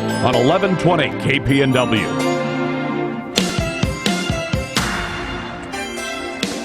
Why is nobody blaming Hillary for this violence? Why is nobody blaming the media? I mean, after all, Hillary gave the greatest speech of her career. You will hear drive-bys and analyze it that way coming up. And what it wasn't a foreign policy speech. It was an attack on Trump. So she goes out, she attacks Trump in every which way possible. And then her supporters go out and attack innocent people. I mean, the way they play this, we could say her rhetoric caused this. Haven't they always said that what happens here on talk radio makes people behave in certain ways? Every time there's a movie shooting, every time there's a mass shooting somewhere, San Bernardino, what's the first thing the drive-bys do? Try to find linkage to talk radio, do they not? Folks, this is something, I don't lose my temper over things like this, but there is such a clear double standard here. They have never, in 27 years, been able to prove linkage one time. Bill Clinton tried to blame me for the Oklahoma City bombing. There have been other similar efforts made by Democrats in the media in all the 27, 28 years I've been doing this. And Mrs. Clinton goes out, pretty much incites a riot. Great speech, greatest speech ever. Nobody even tries to make a connection between what Democrats say and what happens. I don't know how many of you have heard of the website Vox. It's started by some young kids that used to be at the Washington Post and Politico and so forth, and they wanted to strike out on their own. So as usual, as good liberals, they went out and found funding. They went out and found a sugar daddy. They went out and found an investor, or a series of them. And so they started this website, Vox. And the editor of Vox, it's VOX, it's a website, is somebody named Emmett Renson. And Emmett Renson took to Twitter last night to declare that since Trump is a racist and a fascist, then all forms of violence short of murder are completely legitimate. One of the tweets was, if Trump comes to your town, start a riot. Do you know what young people like this think a fascist is? They have no idea the actual definition. To them, a fascist is somebody who says things you don't agree with. That's all it is. They haven't the slightest idea. It's fascism. What we're looking at here is brown shirts with these riots against Trump supporters. Let's go to the audio sound bites. This is a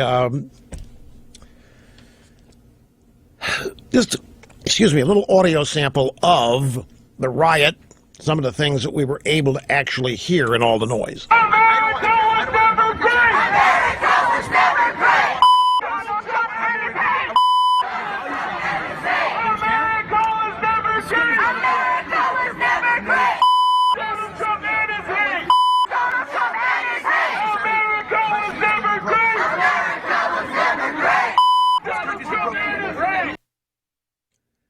So all the F-bombs there, Donald Trump and his hate, Donald Trump and his hate, America was never great, fulfilling every prediction about these people I've ever shared with you, about who they are and what they think of America. And they're Democrats. They are liberals. These are people that support and vote for Democrat candidates.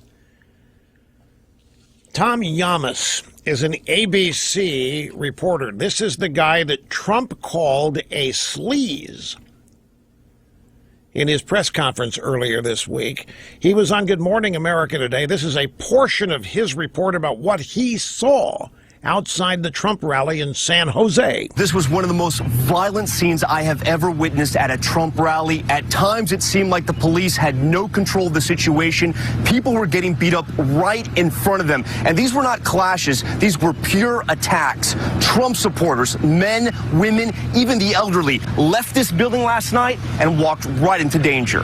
Many of the people we saw were young men and young women who were here to do only one thing, which is to throw punches. And on more than one occasion, we did see young people throwing up gang signs in those mobs of protesters. Wow, this is the guy Trump called a sleaze, and even he went out and had to report what he saw. So you have people inside the Trump rally leaving the building, and they were literally attacked. They were hit on. They were bloodied up. They were punched out. They were shouted at. They were followed to parking garages. And even this guy had to point out that he's never seen anything like this. And you're looking at pure liberal Democrats here. This is who they accept payment from and who they vote for. And you haven't had one demand on Clinton or Sanders to denounce this, to distance themselves from it, or any of the sort, because everybody on the Democrat side is busy applauding this. From the KPNW News Center, here's what's going on. A.J. Scott Nelson, the third and final suspect involved in torturing and murdering a Eugene man, was sentenced to life in prison without the possibility of parole. Nelson was one of 3 people convicted in the death of Celestino Gutierrez in 2012 and for using his car to rob a bank in Mapleton. Lane County Search and Rescue is holding their 6th annual Life Jacket Exchange on June 18th and 19th at Cabela's. Really, the goal is to get every child out there in a life jacket who will be playing on or around water. We have water fatalities every single year, and we really want to be able to prevent those. Carrie Carver with the Sheriff's Office says you can bring your outgrown or unused life jacket for a proper fitting child's life jacket. Every life jacket has been donated. A family in McMinnville is trying to raise $15,000 to get their 7-year-old special glasses to allow him to see. Kaysen Watson is legally blind. A company called eSight makes glasses that Kaysen was able to try on, and he could see everything. Insurance won't cover the cost of the goggles. A GoFundMe page has been created. Bill London, KPNW. Sherman Brothers Trucking is looking for an experienced lowboy driver to drive regionally. Great benefits including medical, dental, vision, 401k, and paid vacation. They're also looking for mechanics at their Harrisburg operation. Sherman Brothers has been family-owned since 1969 and offers a great work environment. Sherman Brothers prides themselves on the quality of their employees and the service the company provides. Excellent training and quality management will help you reach your goals. Check out ShermanTrucking.com for more details or call 800-457-1459 today. Sherman Brothers Trucking. If you're considering going back to school, ask yourself the following questions. Do you need the flexibility to take classes on your schedule? Do you have college credits you need transferred? Do you want to earn a quality degree from a world-renowned university? If you answered yes to any of these questions, Arizona State University is the perfect school for you. Arizona State University offers over 100 highly ranked degree programs